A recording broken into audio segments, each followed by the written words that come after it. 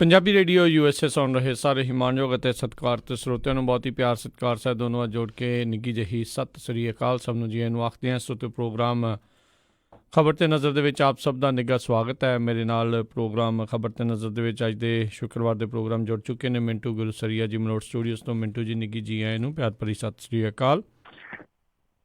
ਸ਼ੁਕਰੀਆ ਜੀ, ਸਾਰਿਆਂ ਨੂੰ ਸਤਿ ਸ੍ਰੀ ਅਕਾਲ ਜੀ। ਸਾਡੇ ਅੱਜ ਦੇ ਪ੍ਰੋਗਰਾਮ ਖਬਰ 'ਤੇ ਨਜ਼ਰ ਨੂੰ ਸਪਾਂਸਰ ਕਰਦੇ ਨੇ ਖਾਲਸਾ ਇੰਸ਼ੋਰੈਂਸ ਏਜੰਸੀ ਵਾਲੇ, ਜਿਨ੍ਹਾਂ ਦੇ ਕੋਲੋਂ ਤੁਸੀਂ ਹਰ ਇੱਕ ਤਰੀਕੇ ਦੀ ਇੰਸ਼ੋਰੈਂਸ ਕਰਵਾ ਸਕਦੇ ਹੋ। ਇੰਸ਼ੋਰੈਂਸ ਬਾਰੇ ਪਤਾ ਕਰਨ ਲਈ ਕਾਲ ਕਰੋ ਨੰਬਰ 408-272-2500 ਦੇ ਉੱਤੇ। ਇਸ ਦੇ ਨਾਲ ਨਾਲ Krishan Dhanota university, Satpal Singh Tracy, Jassi Gill plumbing ਵਾਲੇ Bakersfield, Major Singh Fresno, GN tire and lube ਵਾਲੇ, ਜਿਨ੍ਹਾਂ ਦੇ ਕੋਲੋਂ ਤੁਸੀਂ truck wash, oil change, air brake ਦਾ ਕੰਮ ਕਰਵਾ ਸਕਦੇ ਹੋ। ਨਵੇਂ ਪੁਰਾਣੇ ਟਾਇਰ ਵਾਜਿਬ ਕੀਮਤਾਂ 'ਚ ਖਰੀਦ ਸਕਦੇ ਹੋ। 2 ਲੋਕੇਸ਼ਨ ਨੇ ਇਹਨਾਂ ਦੀਆਂ, ਸੈਂਟਾਨੈਲਾ ਅਤੇ ਮੰਡੇਲਾ ਦੇ ਵਿੱਚ। ਹੋਰ ਜਾਣਕਾਰੀ ਲਈ call Nimma Sahota 209-277-0113। Chicago pizza with twist ਵਾਲੇ, ਜਿਨ੍ਹਾਂ ਕੋਲ ਤੁਸੀਂ ਹਰ ਤਰ੍ਹਾਂ ਦਾ veg, non veg, Indian style pizza order ਕਰ ਸਕਦੇ ਹੋ। ਪੀਜ਼ਾ ਆਰਡਰ ਕਰਨ ਦੇ ਲਈ ਉਹਨਾਂ ਦੀ ਲੋਕੇਸ਼ਨ ਦੀ ਜਾਣਕਾਰੀ ਲਈ ਵੈਬਸਾਈਟ ਵਿਜ਼ਿਟ ਕਰੋ chicagopizzatwist.com ਅਤੇ 15% ਡਿਸਕਾਊਂਟ ਦੇ ਲਈ ਕੂਪਨ ਕੋਡ 1313 ਦਾ ਇਸਤੇਮਾਲ ਕਰ ਸਕਦੇ ਹੋ। ਨਾਲ ਹੀ west coast truck driving school Fresno ਵਾਲੇ, ਕਿ ਤੁਹਾਨੂੰ ਟਰੱਕ ਦਾ ਲਾਇਸੈਂਸ ਬਹੁਤ ਹੀ ਵਧੀਆ ਸਿਖਲਾਈ ਦੇ ਕੇ ਘੱਟ ਸਮੇਂ 'ਚ ਲੈ ਕੇ ਦੇਣ ਦੇ ਵਿੱਚ ਸਹਾਇਤਾ ਕਰਦੇ ਨੇ। ਇਸ ਦੇ ਬਾਰੇ ਜਾਣਕਾਰੀ ਲਈ ਕਾਲ ਅਜੀਤ ਟਵਾਲ 559-374-4541। ਇਹਨਾਂ ਸਾਰਿਆਂ ਦਾ ਬਹੁਤ ਬਹੁਤ ਧੰਨਵਾਦ। ਜੇਕਰ ਤੁਸੀਂ ਜਾਂ ਕੋਈ ਹੋਰ ਕਾਰੋਬਾਰ ਇਸ ਪ੍ਰੋਗਰਾਮ ਨੂੰ ਸਪਾਂਸਰ ਕਰਨਾ ਚਾਹੁੰਦੇ ਹੋ, ਸੰਪਰਕ ਕਰੋ ਨੰਬਰ 408-722-7698 ਦੇ ਉੱਤੇ। ਅਤੇ ਮਿੰਟੂ ਜੀ, ਗੱਲਬਾਤ ਦਾ ਸਿਲਸਿਲਾ, ਖਬਰਾਂ ਦੇ ਉੱਤੇ ਨਜ਼ਰ ਮਾਰਨ ਦਾ ਸਿਲਸਿਲਾ ਕਰੀਏ ਸ਼ੁਰੂ। ਕਹਿੰਦੇ ਜਿਹੜਾ ਰਾਮ ਰਹੀਮ ਆ, ਛਤਰਪਤੀ ਜਿਹੜੇ ਕਤਲ ਕੇਸ ਦੇ ਵਿੱਚ ਦੋਸ਼ੀ ਕਰਾਰ। ਬਿਲਕੁਲ, ਇਹਦੇ ਨਾਲ ਇਹਦੇ ਸਾਥੀ ਆ ਕੁਛ, ਉਹ ਵੀ ਦੋਸ਼ੀ ਕਰਾਰ ਦਿੱਤੇ ਗਏ ਆ। ਉਹਨਾਂ ਦੇ ਵਿੱਚ ਇੱਕ ਤੇ ਇਹਨਾਂ ਦਾ ਮੈਨੇਜਰ ਸੀਗਾ ਕ੍ਰਿਸ਼ਨ ਲਾਲ, ਉਹਨੂੰ ਆਰਮਜ਼ ਐਕਟ ਦੇ ਤਹਿਤ ਦੋਸ਼ੀ ਪਾਇਆ ਗਿਆ। ਇੱਕ ਕੁਲਦੀਪ ਤੇ ਨਿਰਮਲ, ਜਿਨ੍ਹਾਂ ਨੇ ਜਾ ਕੇ ਸ਼ੂਟ ਕੀਤਾ ਸੀਗਾ ਇਹ ਛਤਰਪਤੀ ਨੂੰ। 4 ਜਣੇ ਜਿਹੜੇ ਆ ਇਹ ਡੇਰੇਦਾਰ ਦੇ ਸਮੇਤ ਦੋਸ਼ੀ ਕਰਾਰ ਦਿੱਤੇ ਗਏ ਆ। ਦੋਸ਼ੀ ਕਰਾਰ ਤੋਂ ਭਾਵ ਇਹ ਹੁੰਦਾ ਕਿ ਅਦਾਲਤ ਜਿਹੜੀ ਆ ਉਹ ਇਹ ਦੋਸ਼ ਕਰਾਰ ਦੇ ਦਿੰਦੀ ਹੈ ਕਿ ਹਾਂ ਭਾਈ, ਇਹ ਜਿਹੜੇ ਦੋਸ਼ ਸੀਗੇ ਉਹ ਤੁਹਾਡੇ ਤੇ ਜਿਹੜੇ ਦੋਸ਼ ਆਇਦ ਕੀਤੇ ਗਏ ਸੀ ਉਹ ਸੱਚ ਸਾਬਤ ਹੋਏ ਆ। ਸਜ਼ਾ ਜਿਹੜੀ ਆ ਹੁਣ ਉਹਦਾ ਐਲਾਨ ਹੋਣਾ 17 ਤਰੀਕ ਨੂੰ। ਯਾਨੀ ਕਹਿਣ ਦਾ ਭਾਵ ਆ ਕਿ 17 ਤਰੀਕ ਨੂੰ ਸਜ਼ਾ ਐਲਾਨੀ ਜਾਊਗੀ। ਜਿਹੜੀ ਸਜ਼ਾ ਹੋਣੀ ਆ, ਦੇਖੋ 2 ਸਜ਼ਾ ਹੀ ਹੁੰਦੀਆਂ, ਕਿਉਂਕਿ ਮਾਮਲਾ 302 ਦਾ ਹੈ ਔਰ ਇਹ ਜਿਹੜਾ ਡੇਰੇਦਾਰ ਆ ਨਾਲ ਉਹ 302 ਦੇ ਨਾਲ ਜਿਹੜੀ 120 ਦੀ ਧਾਰਾ ਉਹਦੇ ਵਿੱਚ ਇਹਨੂੰ ਨਾਮਜ਼ਦ ਕੀਤਾ ਗਿਆ। ਤੇ ਇਹਦੇ ਵਿੱਚ 2 ਹੀ ਸਜ਼ਾਵਾਂ ਹੁੰਦੀਆਂ ਨੇ ਮੋਸਟਲੀ। ਇੱਕ ਤੇ ਜਾਂ ਫਾਂਸੀ ਦੀ ਸਜ਼ਾ, ਜਿਹਦਾ ਕਿ ਇਮਕਾਨ ਘੱਟ ਹੈ ਇਸ ਮਾਮਲੇ 'ਚ, ਪਰ ਉਮਰ ਕੈਦ ਜਿਹੜੀ ਆ ਉਹ ਮਿਨੀਮਮ ਹੈ। ਸੋ ਇਹਨਾਂ ਦੋਨਾਂ ਸਜ਼ਾਵਾਂ ਦੇ ਵਿੱਚੋਂ ਇੱਕ ਸਜ਼ਾ ਜਿਹੜੀ ਹੁਣ 17 ਤਰੀਕ ਨੂੰ ਇਹਨਾਂ ਨੂੰ ਸੁਣਾ ਦਿੱਤੀ ਜਾਊਗੀ। ਉੱਦਾਂ ਅੱਜ ਉਸ ਤਰ੍ਹਾਂ ਦਾ ਕੋਈ ਵੀ ਮਾਹੌਲ ਨਹੀਂ ਬਣਿਆ ਜਿਸ ਤਰ੍ਹਾਂ ਦਾ ਪਿਛਲੀ ਵਾਰੀ ਬਣ ਗਿਆ ਸੀਗਾ। ਐਤਕੀ ਕੋਈ ਹਿਲਜੁਲ ਨਹੀਂ ਹੋਈ। ਇਹਨਾਂ ਨੇ ਸਾਰੇ ਇੰਤਜ਼ਾਮਾਤ ਸੀਗੇ ਜਿਹੜੇ ਉਹ ਠੀਕ ਠਾਕ ਕੀਤੇ ਹੋਏ ਸੀਗੇ। ਤੇ ਵੈਸੇ ਉੱਦਾਂ ਇਹਨੂੰ ਅੱਜ ਪੇਸ਼ ਤੇ ਨਹੀਂ ਕੀਤਾ ਅਦਾਲਤ 'ਚ। ਜਦੋਂ ਵੀਡੀਓ ਕਾਨਫਰੰਸਿੰਗ ਰਾਹੀਂ ਇਹਨੂੰ ਪੇਸ਼ ਕੀਤਾ ਗਿਆ ਤਾਂ ਦੱਸਦੇ ਆ ਕਿ ਇਹਦੇ ਵਾਲ ਵੂਲ ਚਿੱਟੇ ਹੋਏ ਪਏ ਸੀਗੇ, ਸਿਰ ਝੁਕਾ ਕੇ ਖਲੋਤਾ ਰਿਹਾ, ਉਹਦਾ ਡਰਿਆ ਸੀਗਾ।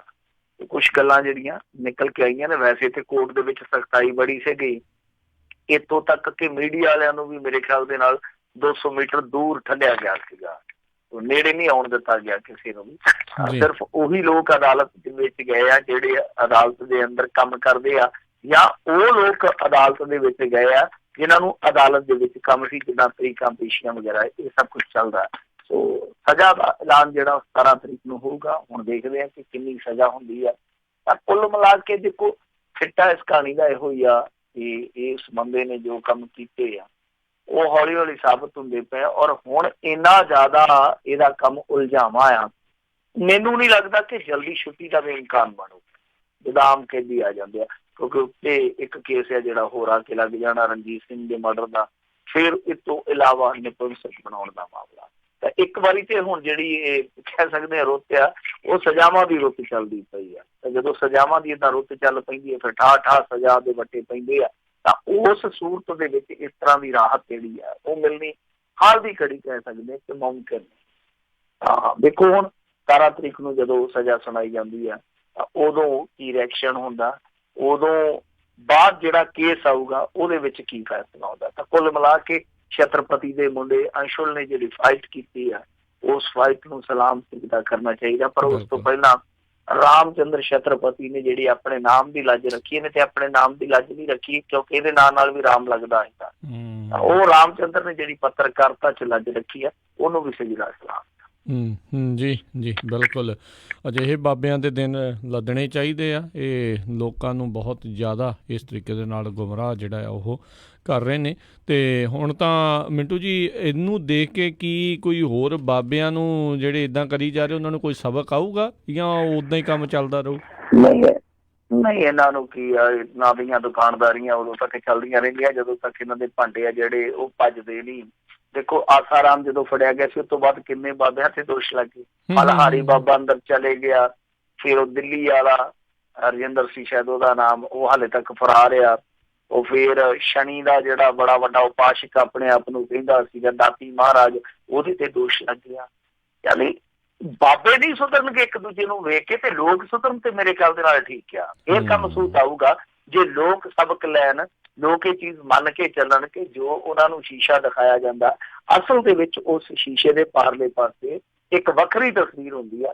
ਜੇ ਉਹ ਤਸਵੀਰ ਅਸੀਂ ਵੇਖ ਲਈਏ ਤੇ ਸ਼ਾਇਦ ਦੁਨਿਆਵੀ ਤਸਵੀਰ ਹੈ ਜਿਹੜੀ ਉਹ ਵੀ ਉਹਦੇ ਨਾਲੋਂ ਬਿਹਤਰ ਦਿਖੂ। ਵਾਕਈ ਜੀ ਜੀ। ਅਗਲੀ ਗੱਲ ਕਰਦੇ ਹਾਂ, ਸਾਬਕਾ CBI ਮੁਖੀ ਨੇ ਆਪਦੇ ਅਹੁਦੇ ਤੋਂ ਦਿੱਤਾ ਅਸਤੀਫਾ। ਕਾਹਦਾ ਅਸਤੀਫਾ ਦਿੱਤਾ, ਧੱਕੇ ਨਾਲ ਲੈ ਲਿਆ ਕਿ ਨਹੀਂ? ਨਹੀਂ, ਜ਼ਲਾਲਤ ਦੀ ਕੋਈ ਹੱਦ ਹੁੰਦੀ ਆ ਨਾ, ਇੰਨਾ ਕਿਸੇ ਬੰਦੇ ਨੂੰ ਜ਼ਲੀਲ ਕਰਨਾ। ਦੇਖੋ ਇਹ ਕੋਈ ਛੋਟੇ ਮੋਟੇ ਅਫਸਰ ਤੇ ਹੈ ਨਹੀਂ ਨਾ, ਬਹੁਤ ਵੱਡਾ ਸੰਘਰਸ਼ ਕਰਕੇ ਇੱਥੋਂ ਤੱਕ ਪਹੁੰਚੇ ਆ।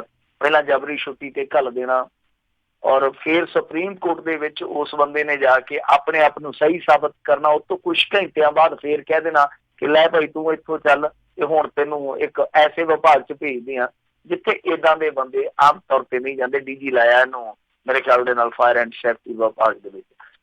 ਇਹਨੇ ਕਿਹਾ ਕਿ ਮੈਂ ਨਹੀਂ ਉੱਥੇ ਜਾਣਾ। ਉਹਨੇ ਅਸਤੀਫਾ ਦੇ ਕੇ, ਵੈਸੇ ਅਸਤੀਫਾ ਦਿੱਤਾ ਨਹੀਂ, ਉਹਨੇ ਮੂੰਹ ਤੇ ਮਾਰਿਆ ਨਾ, ਕਿਉਂਕਿ ਜਾਣ ਲੱਗਾ ਉਹਨੇ ਸਿੱਧੇ ਤੌਰ ਤੇ ਇਹ ਗੱਲ ਕਹੀ ਆ ਕਿ ਬਾਹਰੀ ਦਬਾਅ ਸੀਗਾ ਜਿਹੜਾ ਸੀ ਉਹਦੇ ਖਿਲਾਫ ਉਹਨੇ ਲੜਾਈ ਕੀਤੀ, ਜਦੋਜਹਿਦ ਕੀਤੀ। ਇਹਦਾ ਹੀ ਖਮਿਆਜਾ ਉਹਨੂੰ ਭੁਗਤਣਾ ਪਿਆ। ਤਾਂ ਬਾਹਰੀ ਦਬਾਅ ਕੀ ਸੀਗਾ ਉਹ ਆਪਾਂ ਦੇਖਿਆ ਹੀ ਆ। ਅਸਤੀਫਾ ਮੂੰਹ ਤੇ ਮਾਰ ਕੇ ਗਿਆ ਮੋਦੀ ਹੋਰਾਂ ਦੇ ਕਿ ਮੈਂ ਚੱਲਿਆ, ਕਿਉਂਕਿ ਦੇਖੋ ਉਹਦੀ ਰਿਟਾਇਰਮੈਂਟ ਦੇ ਵਿੱਚ ਦਿਨ ਹੀ ਮੇਰੇ ਖਿਆਲ ਦੇ ਨਾਲ 17-18 ਰਹਿੰਦੇ ਆ। 17-18 ਦਿਨਾਂ ਨੂੰ ਵੀ ਤਾਂ ਉਹਨੇ ਘਰ ਨੂੰ ਜਾਣਾ ਹੀ ਆ। ਤਾਂ ਉਹਨੇ ਇੰਤਜ਼ਾਰ ਨਹੀਂ ਕੀਤਾ, ਉਹਨੇ ਅਸਤੀਫਾ ਦੇ ਕੇ ਇੱਕ ਤਰ੍ਹਾਂ ਨਾਲ ਇਹ ਚੀਜ਼ ਸਾਬਤ ਕਰਨ ਦਾ ਯਤਨ ਕੀਤਾ ਕਿ ਜੋ ਤੁਸੀਂ ਕਰ ਰਹੇ ਹੋ ਗਲਤ ਹੈ ਤੇ ਮੈਂ ਤੁਹਾਡੇ ਗਲਤ ਕੀਤੇ ਦੇ ਅੱਗੇ ਨਹੀਂ ਝੁਕੂੰਗਾ। ਅਸਤੀਫਾ ਦੇ ਕੇ ਉਹ ਘਰ ਨੂੰ ਚਲੇ ਗਿਆ।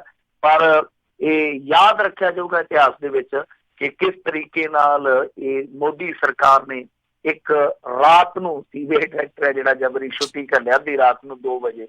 ਔਰ ਉਸ ਤੋਂ ਬਾਅਦ ਇਹ ਵੀ ਯਾਦ ਰੱਖਿਆ ਜਾਊਗਾ ਕਿ ਸੁਪਰੀਮ ਕੋਰਟ ਨੇ ਜੋ ਫੈਸਲਾ ਦਿੱਤਾ ਉਹਦੇ ਹੱਕ ਦੇ ਵਿੱਚ ਪ੍ਰਧਾਨ ਮੰਤਰੀ ਨੇ ਜ਼ਿਆਦਤੀ ਦਖਲ ਦੇ ਕੇ ਉਸ ਫੈਸਲੇ ਨੂੰ ਪਲਟਿਆ। ਕੀ ਕਾਹਲੀ ਸੀ, ਕੀ ਮਜਬੂਰੀ ਸੀ, ਉਹ ਪਤਾ ਨਹੀਂ ਹੈ। ਪਰ ਸਭ ਤੋਂ ਵੱਡਾ ਸਵਾਲ ਤੇ ਇਹੋ ਹੈ ਨਾ ਕਿ ਦੋਸ਼ ਇਹ ਲਾਉਂਦੇ ਆ ਕਿ ਅਲੋਕ ਵਰਮਾ ਕਰਪਟ ਸੀਗਾ। ਰਾਜ ਕਰਨਵੀਰ ਸਿੰਘ ਜੀ, ਮੇਰਾ ਸਵਾਲ ਇਹ ਆ ਕਿ ਜੇ ਉਹ ਬੰਦਾ ਕਰਪਟ ਸੀਗਾ ਉਹਨੂੰ ਘਰ ਨੂੰ ਕਾਹਤੋਂ ਘੱਲਿਆ ਜਾ ਰਿਹਾ? ਉਹਦੇ ਤੇ FIR ਹੋਣੀ ਚਾਹੀਦੀ ਸੀ, ਉਹਦੇ ਤੇ ਟ੍ਰਾਇਲ ਚੱਲਣਾ ਚਾਹੀਦਾ ਸੀ, ਉਹਨੂੰ ਜੇਲ੍ਹ ਦੇ ਵਿੱਚ ਸੁੱਟਣਾ ਚਾਹੀਦਾ ਸੀ। ਬਿਲਕੁਲ ਬਿਲਕੁਲ ਸਹੀ ਗੱਲ ਆ ਵੀ ਉਹ ਸਾਰੀਆਂ ਚੀਜ਼ਾਂ ਕਿਉਂ ਮਿਸ ਕਰਕੇ ਉਹਨੂੰ ਘਰੇ ਬਿਠਾਇਆ ਗਿਆ ਜੀ। ਅਗਲੀ ਜਿਹੜੀ ਗੱਲ ਆ, ਕਹਿੰਦੇ ਲੋਕ ਸਭਾ ਚੋਣਾਂ ਤੋਂ ਪਹਿਲਾਂ ਆਮ ਆਦਮੀ ਪਾਰਟੀ ਨਾਲ ਹੱਥ ਮਿਲਾਉਣ ਨੂੰ ਰਾਜੀ ਹੋਏ ਖਹਿਰਾ। ਕਮਾਲ ਹੋ ਰਹੀ ਹੈ ਵੈਸੇ ਜਦੋਂ ਰਾਜਨੀਤੀ ਦੀ ਖਿਚੜੀ ਪੱਕਦੀ ਪਈ ਹੈ ਨਾ, ਇਹਦੇ ਚ ਕੋਈ ਪਤਾ ਨਹੀਂ ਕਿੱਥੋਂ ਮਾਂ ਆ ਜਾਣਾ, ਕਿੱਥੋਂ ਮੋਠ ਪੈ ਜਾਣਾ, ਕੋਈ ਸਮਝ ਨਹੀਂ ਆ ਰਹੀ ਕਿੱਥੋਂ ਘਿਓ ਦਾ ਚਮਚਾ ਪੈ ਜਾਣਾ। ਖਿਚੜੀ ਏਦਾਂ ਦੀ ਹੀ ਬਣਨੀ ਆ। ਵੈਸੇ ਲੋਕ ਜਿਹੜੇ ਆ ਨਾ ਉਹ ਤਾਂ ਹੀ ਤੇ ਦੁੱਧ ਵਿੱਚ ਚਲੇ ਜਾ ਕੇ ਫਿਰ ਉਹ ਅੰਤ ਦੇ ਵਿੱਚ ਉਧਰ ਨੂੰ ਝੁਕ ਜਾਂਦੇ ਆ। ਦੋ ਹੀ ਜਿਹੜੇ ਪਾਸੇ ਉਹਨਾਂ ਨੂੰ ਦਿਖਾਈ ਦਿੰਦੇ। ਆਹੀ ਕਾਰਨ ਹੈ ਕਿ ਕਨਫਿਊਜ਼ਨ ਇੰਨੀ ਜ਼ਿਆਦਾ ਵਧਾ ਦਿੰਦੇ ਆ ਇਹ ਲੋਕ ਕਿ ਫਿਰ ਵੋਟਰ ਕੋਲ ਕੋਈ ਚਾਰਾ ਨਹੀਂ ਰਹਿੰਦਾ ਕਿ ਇਹਨਾਂ ਤੇ ਯਕੀਨ ਕਰੀਏ ਜਾਂ ਨਾ ਕਰੀਏ। 2 ਦਿਨ ਪਹਿਲਾਂ ਤੱਕ ਕੀ ਹਾਲਾਤ ਸੀਗੇ, ਅੱਜ ਹਾਲਾਤ ਕਿੱਦਾਂ ਦੇ ਆ ਦੇਖੋ। ਆਮ ਆਦਮੀ ਪਾਰਟੀ ਨੂੰ ਕਿਸ ਤਰ੍ਹਾਂ ਨਿਸ਼ਾਨੇ ਤੇ ਲੈਂਦੇ ਸੀ, ਅੱਜ ਕਹਿੰਦੇ ਕਿ ਕਾਂਗਰਸ ਨੂੰ ਹਰਾਉਣ ਵਾਸਤੇ ਮਹਾਗਠਜੋੜ ਜਿਹੜਾ ਬੜਾ ਜ਼ਰੂਰੀ ਹੈ। ਜਿੱਦਾਂ ਬਿਹਾਰ ਦੇ ਵਿੱਚ ਇੱਕ ਵਾਰੀ ਕੀਤਾ ਗਿਆ ਸੀਗਾ, ਉਹੀ ਐਕਸਪੈਰੀਮੈਂਟ ਕਰਨ ਦੀ ਜ਼ਰੂਰਤ ਇੱਥੇ ਵੀ ਹੈ। ਸੁਖਪਾਲ ਸਿੰਘ ਜੀ ਖਹਿਰਾ ਕਹਿ ਰਹੇ ਆ। ਔਰ ਇਹ ਤਾਂ ਹੋਇਆ ਕਿਉਂਕਿ ਦੇਖੋ ਭਗਵੰਤ ਮਾਨ ਹੈ ਜਿਹੜਾ 2 ਦਿਨ ਪਹਿਲਾਂ ਗਿਆ ਚਲਾ ਸੀਗਾ ਟਕਸਾਲੀਆਂ ਦੇ ਕੋਲ। ਹਾਲਾਂਕਿ ਉੱਥੇ ਜਾਣ ਤੇ ਵੀ ਜਿਹੜੇ ਬੈਂਸ ਬ੍ਰਦਰਜ਼ ਆ ਉਹਨਾਂ ਦੇ ਵਿੱਚੋਂ ਜਿਹੜੇ ਸਿਮਰਨ ਸਿੰਘ ਬੈਂਸ ਆ, ਸਿਮਰਨਜੀਤ ਸਿੰਘ ਬੈਂਸ ਆ, ਉਹ ਕਾਫੀ ਖਫਾ ਹੋ ਗਏ, ਕਹਿੰਦੀ ਕਿ ਟਕਸਾਲੀ ਕਾਹਦੇ ਟਕਸਾਲੀ ਆ, ਇਹ ਉਸ ਬੰਦੇ ਨਾਲ ਮੀਟਿੰਗਾਂ ਕਰਦੇ ਪਏ ਆ ਜਿਹੜਾ ਬਰਗਾੜੀ ਦੇ ਵਿੱਚ ਦਾਰੂ ਪੀ ਕੇ ਚਲਾ ਗਿਆ ਸੀ, ਉਹ ਵੀ ਗੁਰੂ ਦੀ ਹਜ਼ੂਰੀ ਚ। ਤਾਂ ਇਹ ਗੱਲਾਂ ਇਹਨਾਂ ਨੇ ਉਦੋਂ ਨਹੀਂ ਕਹੀਆਂ ਜਦੋਂ ਇਹਨਾਂ ਦੇ ਇਹ ਸਮਰਥਕ ਹੋਇਆ ਕਰਦੇ ਸੀ ਅਸੈਂਬਲੀ 'ਚ, ਜਦੋਂ ਇਕੱਠਿਆ ਬਹਿੰਦੇ ਹੁੰਦੇ ਸੀਗੇ ਆਮ ਆਦਮੀ ਪਾਰਟੀ ਨਾਲ, ਉਦੋਂ ਇਹ ਗੱਲਾਂ ਨਹੀਂ ਕਹੀਆਂ। ਖੈਰ ਇਹ ਹੁਣ ਤੰਜ਼ ਤਨਕੀਦ ਇੱਕ ਦੂਜੇ ਦੀ ਇਹ ਚੱਲਦੀ ਰਹਿਣੀ ਆ। ਤਾਂ ਸੁਖਪਾਲ ਸਿੰਘ ਖਹਿਰੇ ਨੇ ਜਿਹੜਾ ਇਹ ਅੱਜ ਖੁਲਾਸਾ ਇੱਕ ਤਰ੍ਹਾਂ ਨਾਲ ਕਹਿ ਲਈਏ ਜਾਂ ਇੱਕ ਤਰ੍ਹਾਂ ਨਾਲ ਕਹਿ ਲਈਏ ਕਿ ਭੰਬੱਕੜ ਛੱਡ ਦਿੱਤਾ, ਇਹ ਵਾਹਵਾ ਹੁਣ ਸੁਰਖੀਆਂ ਬਟੋਰਦਾ ਪਿਆ। ਸੁਰਖੀਆਂ ਇਸ ਕਰਕੇ ਬਟੋਰਦਾ ਪਿਆ ਕਿਉਂਕਿ ਭਗਵੰਤ ਮਾਨ ਜਦੋਂ ਟਕਸਾਲੀਆਂ ਨੂੰ ਮਿਲ ਕੇ ਆਇਆ ਸੀਗਾ ਤੇ ਨਾਲ ਦੀ ਨਾਲ ਡਾਕਟਰ ਬਲਵੀਰ ਸਿੰਘ, ਲੋਕ ਕਹਿੰਦੇ ਸੀ ਬਲਵੀਰ ਸਿੰਘ ਇਜ਼ ਬੈਕ, ਕਿਉਂਕਿ ਉਹ ਆਮ ਤੌਰ ਤੇ ਉਦੋਂ ਹੀ ਆਉਂਦੇ ਸੁਰਖੀਆਂ 'ਚ ਜਦੋਂ ਉਹਨਾਂ ਨੇ ਕਿਸੇ ਦੀ ਬਲੀ ਲੈਣੀ ਹੋਵੇ। ਤਾਂ ਡਾਕਟਰ ਬਲਵੀਰ ਸਿੰਘ ਨੇ ਆ ਕੇ ਕਹਿ ਦਿੱਤਾ ਸੀਗਾ ਕਿ ਭਗਵੰਤ ਮਾਨ ਜੇ ਟਕਸਾਲੀਆਂ ਨੂੰ ਮਿਲਣ ਜਾਂਦਾ ਤਾਂ ਫਿਰ ਉਹਨੂੰ ਘੱਟੋ ਘੱਟ ਕੋਰ ਕਮੇਟੀ ਨਾਲ ਸਲਾਹ ਕਰਕੇ ਜਾਣਾ ਚਾਹੀਦਾ ਸੀਗਾ। ਉਹਨੇ ਭਗਵੰਤ ਮਾਨ ਤੇ ਵੀ ਸਵਾਲ ਚੁੱਕ ਦਿੱਤੇ ਸੀਗੇ ਕਿ ਇਹ ਆਪਣੇ ਪੱਧਰ ਤੇ ਸਮਝੌਤੇ ਕਰਦਾ ਫਿਰਦਾ।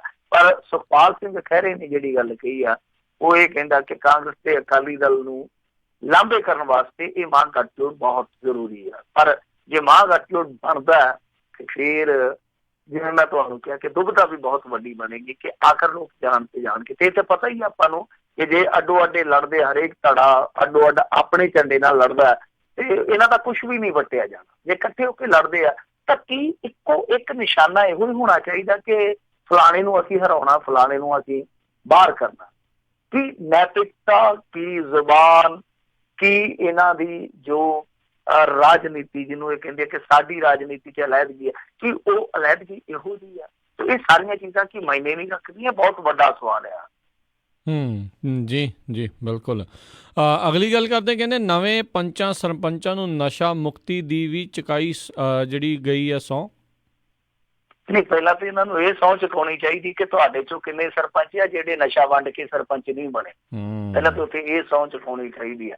ਔਰ ਸਹੁੰ ਚੁਕਾ ਵੀ ਕੌਣ ਰਿਹਾ ਸੀਗਾ ਪਟਿਆਲੇ ਦੇ ਵਿੱਚ, ਜਿਹਨੇ ਖੁਦ ਸਹੁੰ ਚੁੱਕੀ ਸੀਗੀ ਤਖਤ ਸ਼੍ਰੀ ਦਮਦਮਾ ਸਾਹਿਬ ਦੇ ਵੱਲ ਮੂੰਹ ਕਰਕੇ। ਹੁਣ ਉਹ ਕਹਿੰਦਾ ਮੈਂ ਤੇ ਲੱਕ ਤੋੜਨ ਦੀ ਸਹੁੰ ਚੁੱਕੀ ਸੀ, ਲੱਕ ਮੈਂ ਤੋੜ ਦਿੱਤਾ।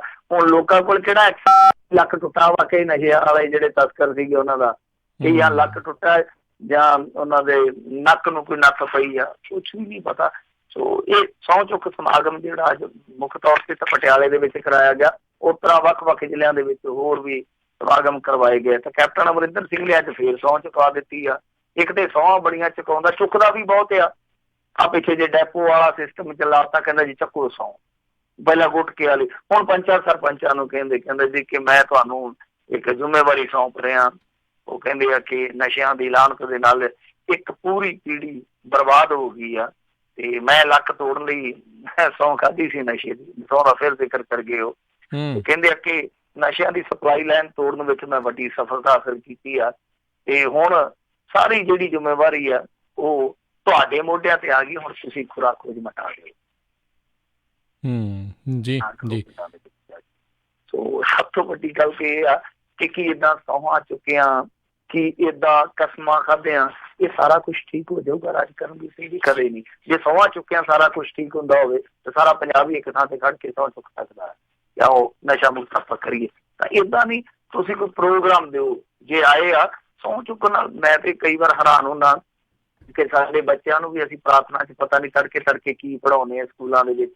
ਤਾਂ ਉਹਨਾਂ ਨੂੰ ਅਸੀਂ ਅਦ੍ਰਿਸ਼ ਸ਼ਕਤੀ ਤੋਂ ਮੰਗਣਾ ਸਿਖਾ ਰਹੇ, ਇਹ ਨਹੀਂ ਸਿਖਾ ਰਹੇ ਕਿ ਮਿਹਨਤ ਦੇ ਨਾਲ ਸਭ ਕੁਛ ਪਾਇਆ ਜਾਂਦਾ, ਤੁਹਾਨੂੰ ਮਿਹਨਤ ਵੀ ਕਰਨੀ ਪੈਂਦੀ ਹੈ। ਤੇ ਇੱਥੇ ਪੰਚਾਂ ਸਰਪੰਚਾਂ ਨੂੰ ਸ਼ੁਰੂ ਦੇ ਵਿੱਚ ਕੀ ਸਿਖਾਇਆ ਜਾ ਰਿਹਾ ਕਿ ਤੁਹਾਨੂੰ ਸਹੁੰ ਲੱਗੇ। ਇਹ ਨਹੀਂ ਦੱਸਿਆ ਜਾ ਰਿਹਾ ਕਿ ਤੁਸੀਂ ਕੀ ਕਰਨਾ ਪਿੰਡਾਂ ਦੇ ਵਿੱਚ ਜਾ ਕੇ। ਤੁਸੀਂ ਮੁਹੱਲਾ ਕਮੇਟੀਆਂ ਬਣਾਓ, ਇੱਕ ਬੰਦਾ ਇੱਕ ਸਰਪੰਚ ਹੈ ਮੰਨ ਲਓ, ਨਾਲ 4-5 ਮੈਂਬਰ ਆ ਉਹਦੇ, ਉਹ ਸਾਰੇ ਪਿੰਡ ਨੂੰ ਕੀ ਕਰ ਲੈਣਗੇ? ਉਹਨਾਂ ਨੇ ਆਪਣੀਆਂ ਵੋਟਾਂ ਵੀ ਦੇਖਣੀਆਂ। ਤਾਂ ਇੱਕ ਪ੍ਰੋਗਰਾਮ ਦਿੱਤਾ ਜਾਂਦਾ ਬਿਹਤਰ ਸੀਗਾ ਕਿ ਕਿੱਦਾਂ ਮੁਹੱਲਾ ਕਮੇਟੀਆਂ ਬਣਾਈਆਂ ਜਾ ਸਕਦੀਆਂ, ਕਿੱਦਾਂ ਕੋਈ ਇਹੋ ਜਿਹੀ ਸੰਸਥਾ ਇੱਕ ਖੜੀ ਕੀਤੀ ਜਾ ਸਕਦੀ ਸੀ ਜੋ ਸਾਰਿਆਂ ਨੂੰ ਕੋਆਰਡੀਨੇਟ ਕਰਦੀ। ਮੇਰੇ ਖਿਆਲ ਦੇ ਨਾਲ ਪ੍ਰੋਗਰਾਮ ਦੇ ਕੇ ਘੱਲਦੇ ਤਾਂ ਚੰਗਾ ਸੀਗਾ। ਸਹੁੰਆਂ ਦਾ ਕੀ ਆ, ਜਿਹੜਾ ਰਾਜਨੀਤੀ 'ਚ ਉਤਰ ਆਇਆ ਉਹਨੂੰ ਇਹਨਾਂ ਚੀਜ਼ਾਂ ਦੇ ਨਾਲ ਕੁਛ ਨਹੀਂ ਫਰਕ ਪੈਂਦਾ। ਜੇ ਸਹੁੰਆਂ ਇਹਨਾਂ ਲੋਕਾਂ ਨੂੰ ਅਸਰ ਕਰਦੀਆਂ, ਇਹੋ ਜਿਹੀਆਂ ਸਹੁੰਆਂ ਜਿਹੜੀਆਂ ਰਾਜਨੀਤਿਕ ਲੋਕਾਂ ਨੂੰ ਨੁਕਸਾਨ ਪਹੁੰਚਾਉਂਦੀਆਂ, ਤੇ ਮੈਨੂੰ ਲੱਗਦਾ ਹੁਣ ਨੂੰ ਭਾਰਤ ਦੇ ਵਿੱਚ ਲੀਡਰ ਆਪਾਂ ਨੂੰ ਇੰਪੋਰਟ ਕਰਨੇ ਸੀ, ਇੱਥੇ ਲੱਭਣਾ ਹੀ ਕੋਈ ਨਹੀਂ ਸੀਗਾ। ਵਾਕਿਆ ਜੀ ਜੀ। ਅਗਲੀ ਜਿਹੜੀ ਗੱਲ ਕਰਦੇ ਹਾਂ, ਜਾਗੋ ਕੱਢਦੇ ਸਮੇਂ ਗੋਲੀ ਚੱਲੀ, ਫੋਟੋਗ੍ਰਾਫਰ ਦੀ ਮੌਕੇ ਤੇ ਹੋਈ ਮੌਤ। ਇਹ ਕੁਛ ਪੰਜਾਬੀਆਂ ਦਾ ਨਾ ਸਿਰੇ ਦਾ ਫੁਕਰਪੰਤੀ ਵਾਲਾ ਕੰਮ ਆ, ਲੈ ਕੇ ਹਥਿਆਰ ਡੱਬ ਦੇ ਵਿੱਚ 2 ਪੈਗ ਲਾ ਕੇ ਮੁੜ ਕੇ ਜਿਹੜਾ ਇਹ ਕੰਮ ਕਰਦੇ ਆ। ਇਹ ਨਿਰਦੋਸ਼ ਮੁੰਡਾ ਮਾਰਿਆ, ਕਾਮਾ ਮੁੰਡਾ ਸੀਗਾ। ਦੇਖੋ ਜਿਹੜਾ ਇਹ ਫੋਟੋਗ੍ਰਾਫਰ ਆ ਉਹ ਢਿੱਡ ਦਾ ਮਾਰਿਆ ਹੀ ਰਾਤਾਂ ਜਾਗਦਾ ਨਾ, ਜਾਗੋ ਕੱਢਦੇ ਆ। ਜਾਗੋ ਦਾ ਮਤਲਬ ਇਹ ਹੈ ਕਿ ਰਾਤ ਨੂੰ ਜਾਗਦੇ ਆ। ਤੇ ਜੇ ਉਹ ਰਾਤ ਨੂੰ ਤੁਰਿਆ ਫਿਰਦਾ ਆਪਣੇ ਰੋਜੀ ਰਾਟੀ ਵਾਸਤੇ ਤੁਰਿਆ ਫਿਰਦਾ, 2 ਭੈਣਾਂ ਦਾ ਇਕਲੌਤਾ ਭਰਾ ਸੀ, ਮਾਰ ਕੇ ਪਰੇ ਕੀਤਾ। ਮੁੜ ਕੇ ਬਾਅਦ ਦੇ ਵਿੱਚ ਮੇਲੀ ਮੂਲੀ ਸਾਰੇ ਭੱਜ ਗਏ ਆ। ਮੁੰਡੇ ਦੀ ਮੌਤ ਹੋ ਗਈ ਆ। 22 ਕੁ ਸਾਲ ਦਾ ਮੁੰਡਾ ਸੀਗਾ, ਸਿਰਫ ਮਾਰ ਕੇ ਰੱਖ ਦਿੱਤਾ। ਹੁਣ ਪਤਾ ਨਹੀਂ ਲੱਗਦਾ ਪਿਆ ਕਿ ਗੋਲੀ ਚਲਾਈ ਕਿੰਨੇ। ਦੱਸਦੇ ਆ ਕਿ ਕੁਛ ਸ਼ਰਾਬੀ ਸੀਗੇ। ਦਸੂਹੇ ਦੀ ਇਹ ਘਟਨਾ ਹਰਦੋਮਲਾ ਕੋਈ ਪਿੰਡ ਆ, ਉੱਥੇ ਦੱਸਦੇ ਸਾਰੀ ਘਟਨਾ ਵਾਪਰੀ ਆ। ਹੁਣ ਕਿਹਦੇ ਕੋਲ ਅਸਲਾ ਸੀ ਪਤਾ ਨਹੀਂ। ਦੱਸਦੇ ਆ ਕਿ ਉੱਥੇ ਮੰਡੀਰ ਸੀਗੀ ਵਿੱਚ ਜਾਗੋ ਦੇ, ਉਹ ਫਾਇਰ ਫੂਰ ਕਰਦੇ ਕਿ ਕਿਤੇ ਤੇ ਇੱਕ ਫਾਇਰ ਜਿਹੜਾ ਉਹ ਅਚਾਨਕ ਇੱਧਰ ਲੱਗ ਗਿਆ। ਪਰ ਬੜੀ ਵੱਡੀ ਗੱਲ ਆ ਕਿ ਪੰਚਾਇਤੀ ਚੋਣਾਂ ਹੋਈਆਂ, ਪੰਚਾਇਤੀ ਚੋਣਾਂ ਦੇ ਵਿੱਚ ਇਹਨਾਂ ਨੇ ਹਥਿਆਰ ਤੇ ਸਾਰੇ ਜ਼ਬਤ ਕੀਤੇ ਸੀਗੇ ਤੇ ਨਾਲ ਫਿਰ ਅੱਗੇ ਐਲਾਨ ਕਰ ਦਿੱਤਾ ਸੀਗਾ ਕਿਉਂਕਿ ਦੂਸਰੀਆਂ ਚੋਣਾਂ ਆਉਣ ਡਈਆਂ। ਪੁਲਿਸ ਵਾਲੇ ਕਹਿੰਦੀ ਕਿ ਕਿੱਥੇ ਤੁਹਾਨੂੰ ਫਿਰ ਹਥਿਆਰ ਵਾਪਸ ਕਰਾਂਗੇ, ਕਿੱਥੇ ਫਿਰ ਤੁਹਾਡੇ ਤੋਂ ਵਾਪਸ ਲਵਾਂਗੇ। ਹੁਣ ਜਿਹੜੇ ਸਾਡੇ ਕੋਲ ਪਏ ਆ ਉਹ ਪਏ ਰਹਿਣ ਦਿਓ। ਤਾਂ ਇਹ ਹਥਿਆਰ ਕਿੱਦਾਂ ਚੁੱਕੀ ਫਿਰਦੇ, ਸਮਝ ਤੋਂ ਪਰੇ ਦੀ ਗੱਲ ਆ। ਕੀ ਨਜਾਇਜ਼ ਆ, ਕੀ ਜਾਇਜ਼ ਆ, ਇਹ ਵੀ ਇੱਕ ਬਹੁਤ ਵੱਡਾ ਸਵਾਲ ਆ। ਔਰ ਦੂਜੀ ਗੱਲ ਆ ਕਿ ਹਜ਼ਾਰਾਂ ਵਾਰੀ ਇਹੋ ਜਿਹੀਆਂ ਸੂਚਨਾਵਾਂ ਜਿਹੜੀਆਂ ਉਹ ਆਪਾਂ ਵੇਖਦੇ ਹਾਂ ਕਿ ਸਰਕਾਰ ਦਿੰਦੀ ਹੈ ਕਿ ਆਹ ਨਹੀਂ ਕਰੋ ਜੀ, ਵਿਆਹ ਸ਼ਾਦੀ 'ਚ ਏਦਾਂ ਨਾ ਕਰੋ, ਓਦਾਂ ਨਾ ਕਰੋ, ਪਰ ਕਦੇ ਇਹਨਾਂ ਚੀਜ਼ਾਂ ਨੂੰ ਲਾਗੂ ਨਹੀਂ ਕੀਤਾ ਜਾਂਦਾ ਸੱਚਾਈ ਦੇ ਨਾਲ। ਇੱਕ ਵਾਰੀ ਫੇਰ ਕੁਛ ਪੰਜਾਬੀਆਂ ਦਾ ਫੁਕਰਪੁਣਾ ਹੈ ਜਿਹੜਾ ਉਹ ਇੱਕ ਜਾਨ ਦੀ ਬਲੀ ਲੈ ਗਿਆ। ਔਰ ਵਿਆਹਾਂ ਦੇ ਸੀਜ਼ਨਾਂ ਦੇ ਵਿੱਚ ਖਾਸ ਤੌਰ ਤੇ ਇੱਕ ਗਿਣਤੀ ਰਹਿੰਦੀ ਆ ਜੋ ਇਹੋ ਜਿਹੇ ਫੁਕਰਿਆਂ ਦੇ ਹੱਥੋਂ ਜਾਨਾਂ ਗਵਾਉਣ ਵਾਲਿਆਂ ਦੀ ਹੁੰਦੀ ਆ।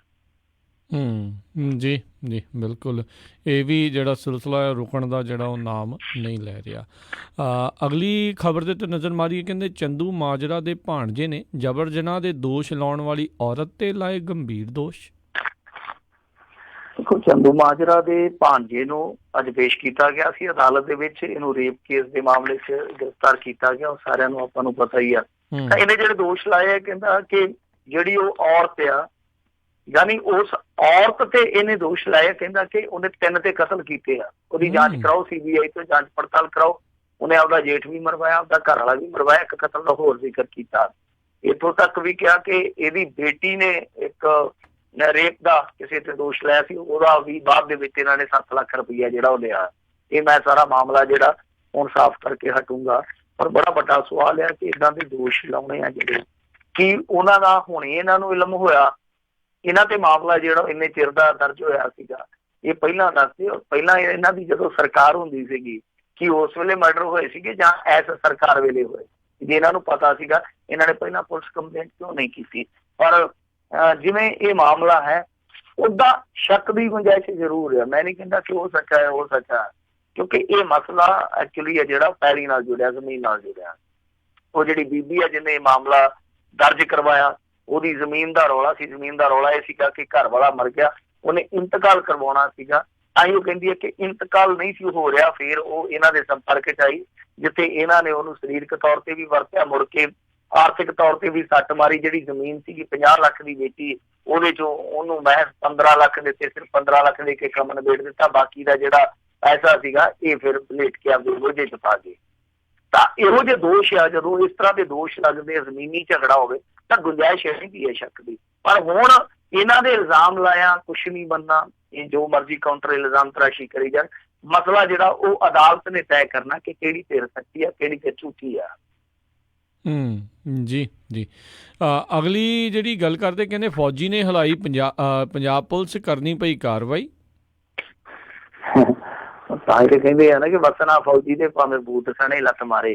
ਫੌਜੀ 'ਚ ਇੰਨੀ ਤੇ ਫਿਰ ਕਲਾਕਾਰੀ ਹੁੰਦੀ ਆ।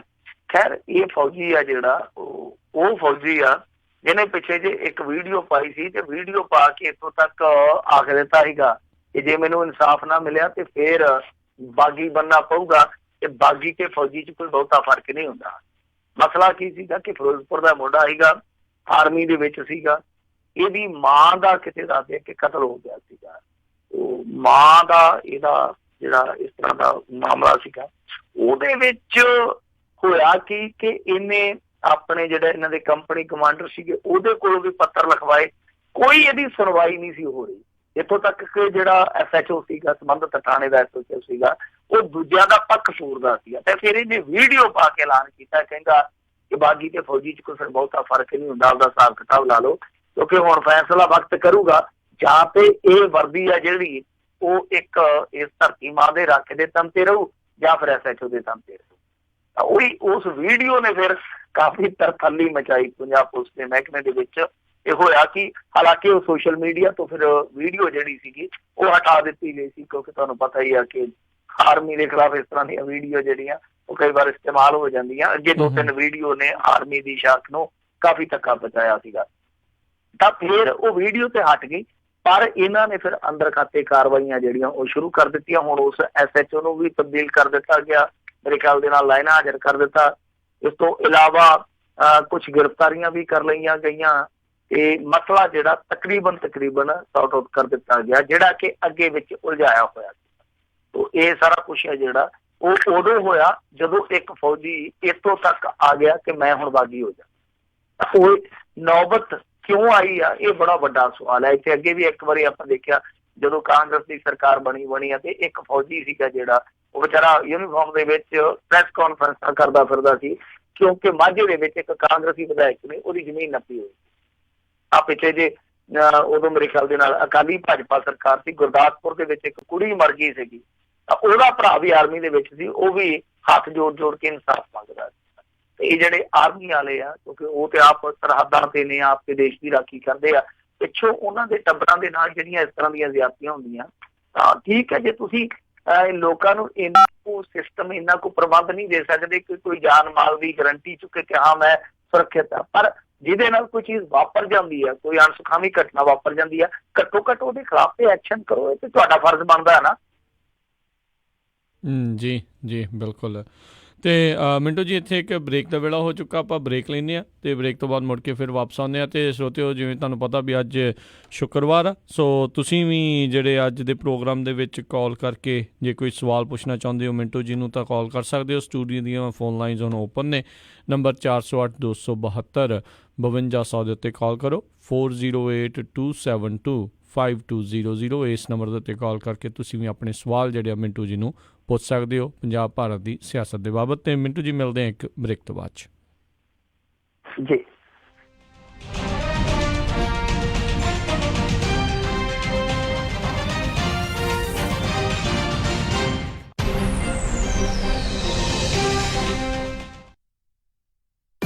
ਤੁਸੀਂ ਸੁਣ ਰਹੇ ਹੋ KOBO Yuba city 1450 AM, KIID Sacramento 1470 AM, KWRU Fresno 1300 AM, KLHC Bakersfield 1350 AM।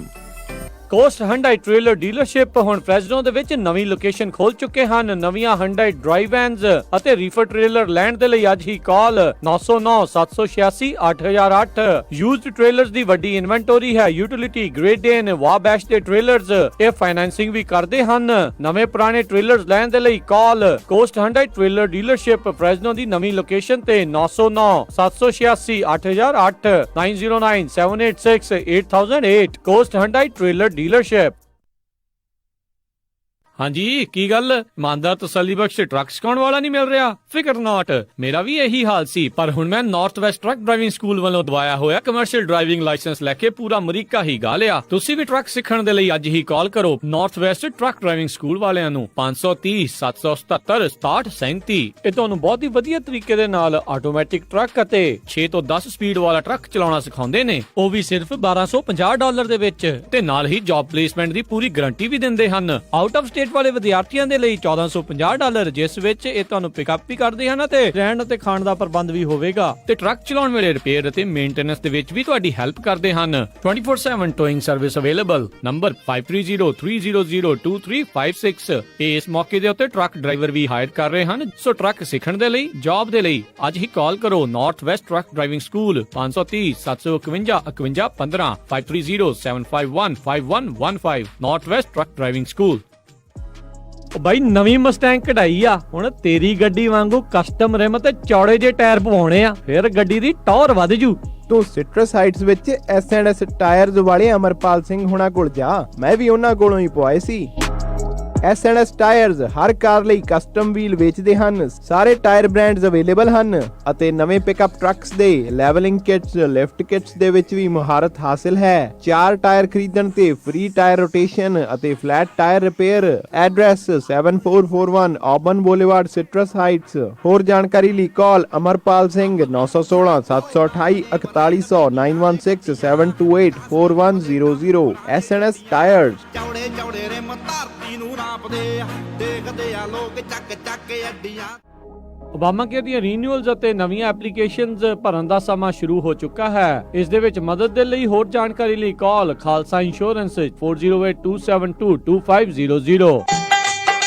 ਉਹ ਕਿੱਦਾਂ ਵੀ ਨਿੰਮਿਆ, ਕੀ ਹਾਲ ਆ ਤੇਰਾ? ਮੈਂ ਤਾਂ ਵਧੀਆ ਆ, ਟਰੱਕ ਹੀ ਖਰਾਬ ਹੋਇਆ ਪਿਆ ਆ। ਐਲਗਰੋਵ ਏਰੀਆ ਹੀ ਤੁਰਿਆ ਫਿਰਦਾ ਆ, ਮੋਟਰ ਭਾਲਦਾ ਆ। ਤੈਨੂੰ ਮੈਂ ਐਡਰੈਸ ਦਿੰਦਾ, ਲੈ ਐਡਰੈਸ ਨੋਟ ਕਰ। ਦੱਸੋ ਫਿਰ ਜਰਾ। 9875 ਡਾਇਨੋ ਡਰਾਈਵ ਐਲਗਰੋਵ। ਬਈ ਮੋਟਰ ਦਾ ਨਾਂ ਕੀ ਆ? ਓਏ ਮੋਟਲ ਨਹੀਂ ਹੈਗਾ, ਇਹ ਹੈਗਾ address US truck and trailer repair ਵਾਲਿਆਂ ਦਾ। ਬੀਬਾ ਪੁੱਤ ਬਣ ਕੇ ਆਪਣਾ ਟਰੱਕ ਠੀਕ ਕਰਾ ਤੇ ਸ਼ਾਮੀ ਟਾਈਮ ਸਿਰ ਘਰੇ ਜਾ, ਭਰਜਾਈ ਉਡੀਕਦੀ ਹੁੰਦੀ।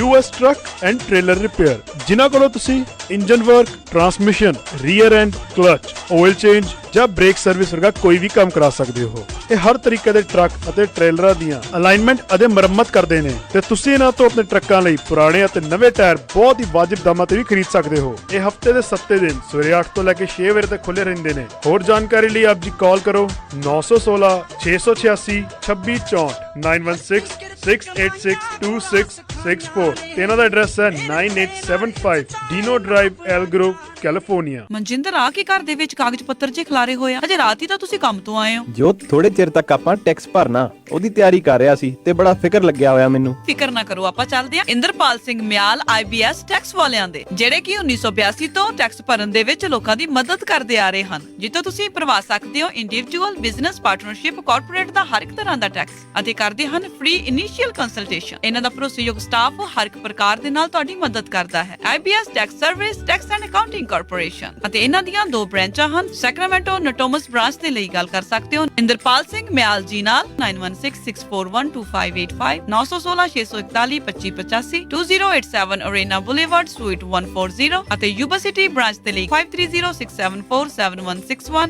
530 674 7161 327 ਪਰਸੀ ਐਵੇਨਿਊ ਯੂਬਾ ਸਿਟੀ। ਜੋ ਤੂੰ ਤਾਂ ਮੇਰੀ ਮੁਸ਼ਕਿਲ ਆਸਾਨ ਕਰਤੀ ਆ। ਚੱਲ ਫਿਰ ਚੱਲਦੇ ਆ IBS ਟੈਕਸ ਸਰਵਿਸ ਵਾਲਿਆਂ ਦੇ। ਨਵੇਂ ਕਲਾਇੰਟਸ ਵਾਸਤੇ ਟੈਕਸ ਪ੍ਰੈਪਰੇਸ਼ਨ ਸਰਵਿਸ ਤੇ $10 ਆਫ ਰੱਖੇ ਗਏ ਹਨ। ਪੰਜਾਬੀ ਟਰੱਕਰਸ ਦੇ ਦੁਆਰਾ north American Punjabi trucking association, ਜਿਸ ਦੇ ਮੈਂਬਰ ਬਣਨ ਦੇ ਕਈ ਫਾਇਦੇ ਹਨ। ਇਸ ਮੌਕੇ ਇਹਨਾਂ ਦੇ ਵੱਲੋਂ ਵਿਸ਼ੇਸ਼ ਫਿਊਲ ਕਾਰਡ, ਜਿਸ ਵਿੱਚ ਤੁਸੀਂ 50 ਸੈਂਟ ਪਰ ਗੈਲਨ ਤੱਕ ਦੀ ਸੇਵਿੰਗ ਲੈ ਸਕਦੇ ਹੋ, ਮਿਸ਼ਲਨ ਦੇ ਟਾਇਰਾਂ ਦੇ ਉੱਤੇ ਭਾਰੀ ਡਿਸਕਾਊਂਟ ਤੇ ਹੋਰ ਵੀ ਕਈ ਸਾਰੇ ਫਾਇਦੇ। ਨਵੇਂ ਬਣ ਰਹੇ ਰੂਲਸ ਰੈਗੂਲੇਸ਼ਨ ਦੇ ਉੱਤੇ ਵਿਸ਼ੇਸ਼ ਜਾਣਕਾਰੀਆਂ ਵੀ ਦਿੰਦੇ ਹਨ। ਇਹ ਸਾਰੇ ਫਾਇਦੇ ਤਾਂ ਹੀ ਲੈ ਸਕਦੇ ਹੋ ਜੇ ਤੁਸੀਂ ਇਹਨਾਂ ਦੇ ਮੈਂਬਰ ਬਣਦੇ ਹੋ। ਮੈਂਬਰ ਬਣਨ ਦੇ ਲਈ ਵਿਜ਼ਿਟ gonapta.org ਜਾਂ ਕਾਲ 877 622 1313 gonapta.org। ਸਤਿ ਸ਼੍ਰੀ ਅਕਾਲ ਜੀ ਸਾਰਿਆਂ ਨੂੰ, ਮੈਂ ਤੁਹਾਡੀ ਆਪਣੀ ਅਨਮੋਲ ਗਗਨ ਮਾਨ ਤੇ ਤੁਸੀਂ ਸੁਣ ਰਹੇ ਹੋ ਪੰਜਾਬੀ ਰੇਡੀਓ USA। ਖੁਸ਼ ਰਹੋ, ਆਬਾਦ ਰਹੋ, ਚੜ੍ਹਦੀ ਕਲਾ ਚ ਰਹੋ।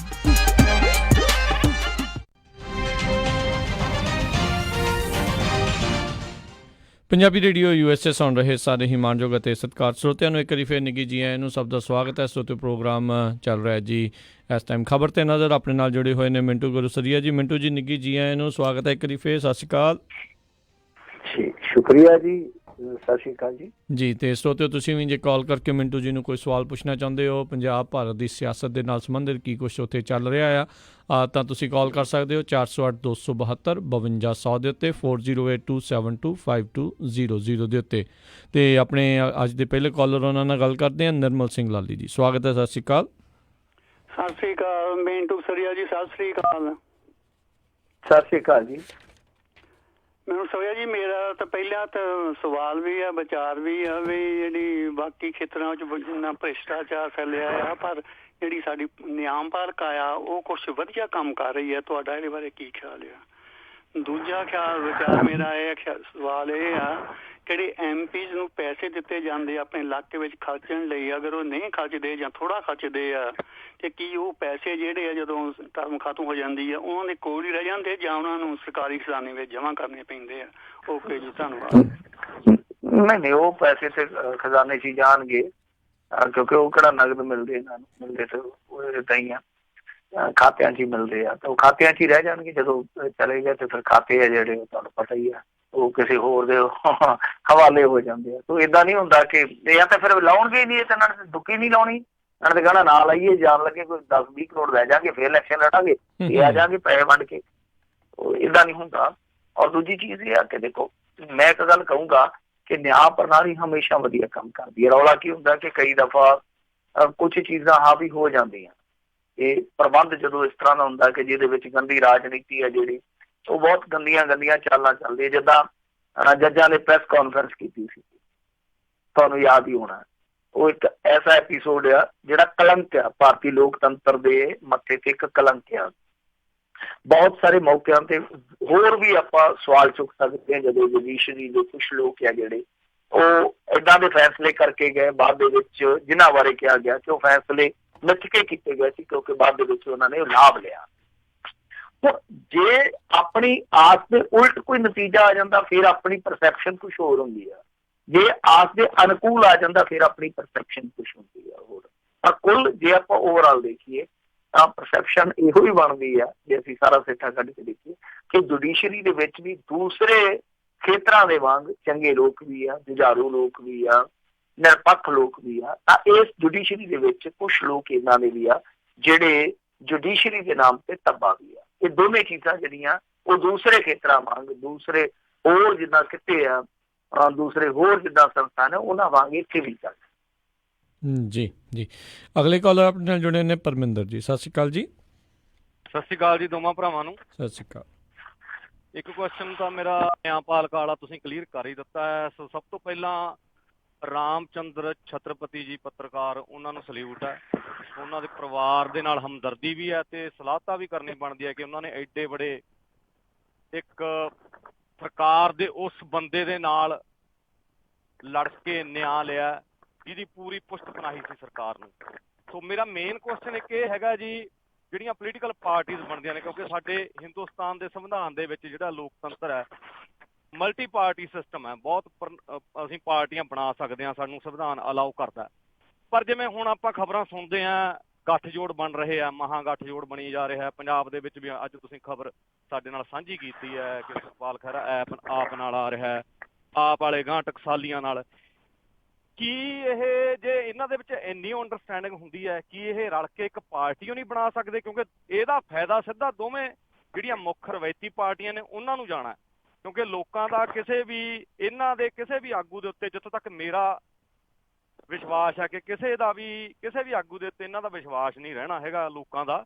ਉਹਨਾਂ ਨੇ ਫਿਰ ਦੋਵੇਂ ਉਹਨਾਂ ਪਾਰਟੀਆਂ ਨੂੰ, ਕੀ ਕਿਤੇ ਦੋਹਾਂ ਪਾਰਟੀਆਂ ਦੀ ਚਾਲ ਤਾਂ ਨਹੀਂ ਹੈਗੀ ਰਵਾਇਤੀ ਪਾਰਟੀਆਂ ਦੀ, ਜਾਂ ਇਹਨਾਂ ਦੀ ਆਪਸ 'ਚ ਕੋਈ ਇਹਨਾਂ ਦੀ ਅੰਡਰਸਟੈਂਡਿੰਗ ਨਹੀਂ ਹੈਗੀ ਹੈ ਕਿ ਅਸੀਂ ਇੱਕ ਪਾਰਟੀ ਬਣਾ ਲਈਏ, ਜਾਂ ਆਪਦਾ ਹੀ ਸਿਰਫ ਕੱਦੂ ਦੇ ਵਿੱਚ ਡੰਡਾ ਕੱਢ ਕੇ ਤੂੰਬੀ ਵਜਾਉਣ ਵਾਲਾ ਰਾਗ ਇਹਨਾਂ ਨੇ ਲਾਪਿਆ ਵਾ। ਤੁਹਾਡਾ ਇਹਦੇ ਬਾਰੇ ਕੀ ਵਿਚਾਰ ਹੈ? ਧੰਨਵਾਦ। ਦੇਖੋ, ਇਹ ਲੋਕ ਜਿਹੜੇ ਵੱਖ-ਵੱਖ ਸੰਗਠਨਾਂ 'ਚ, ਇਹ ਨਿਕਲੇ ਹੀ ਇਹਨਾਂ ਚੋਂ ਆ, ਬਹੁਤੇ। ਤੇ ਕੱਲ ਨੂੰ ਨਿਕਲੇ ਲੋਕਾਂ ਨੇ ਮੁੜ ਕੇ ਨਿਕਲ ਕੇ ਕਿੱਥੇ ਨਿਕਲ ਜਾਣਾ ਹੈ, ਇਹਦੇ ਬਾਰੇ ਕੁਛ ਨਹੀਂ ਕਿਹਾ ਜਾ ਸਕਦਾ। ਪਰ ਬਿਲਕੁਲ ਤੁਹਾਡੀ ਗੱਲ ਸਹੀ ਆ। ਇਹ ਸਾਰੇ ਕਹਿੰਦੇ ਆ ਕਿ ਅਸੀਂ ਪੰਜਾਬ ਹਿਤੈਸ਼ੀ ਹਾਂ, ਅਸੀਂ ਪੰਜਾਬ ਬਦਲਣਾ ਚਾਹੁੰਦੇ ਹਾਂ। ਤਾਂ ਫਿਰ ਇਹ ਆਪਣੀ ਈਗੋ ਨੂੰ ਪਿੱਛੇ ਕਿਉਂ ਨਹੀਂ ਛੱਡਦੇ ਪੰਜਾਬ ਵਾਸਤੇ?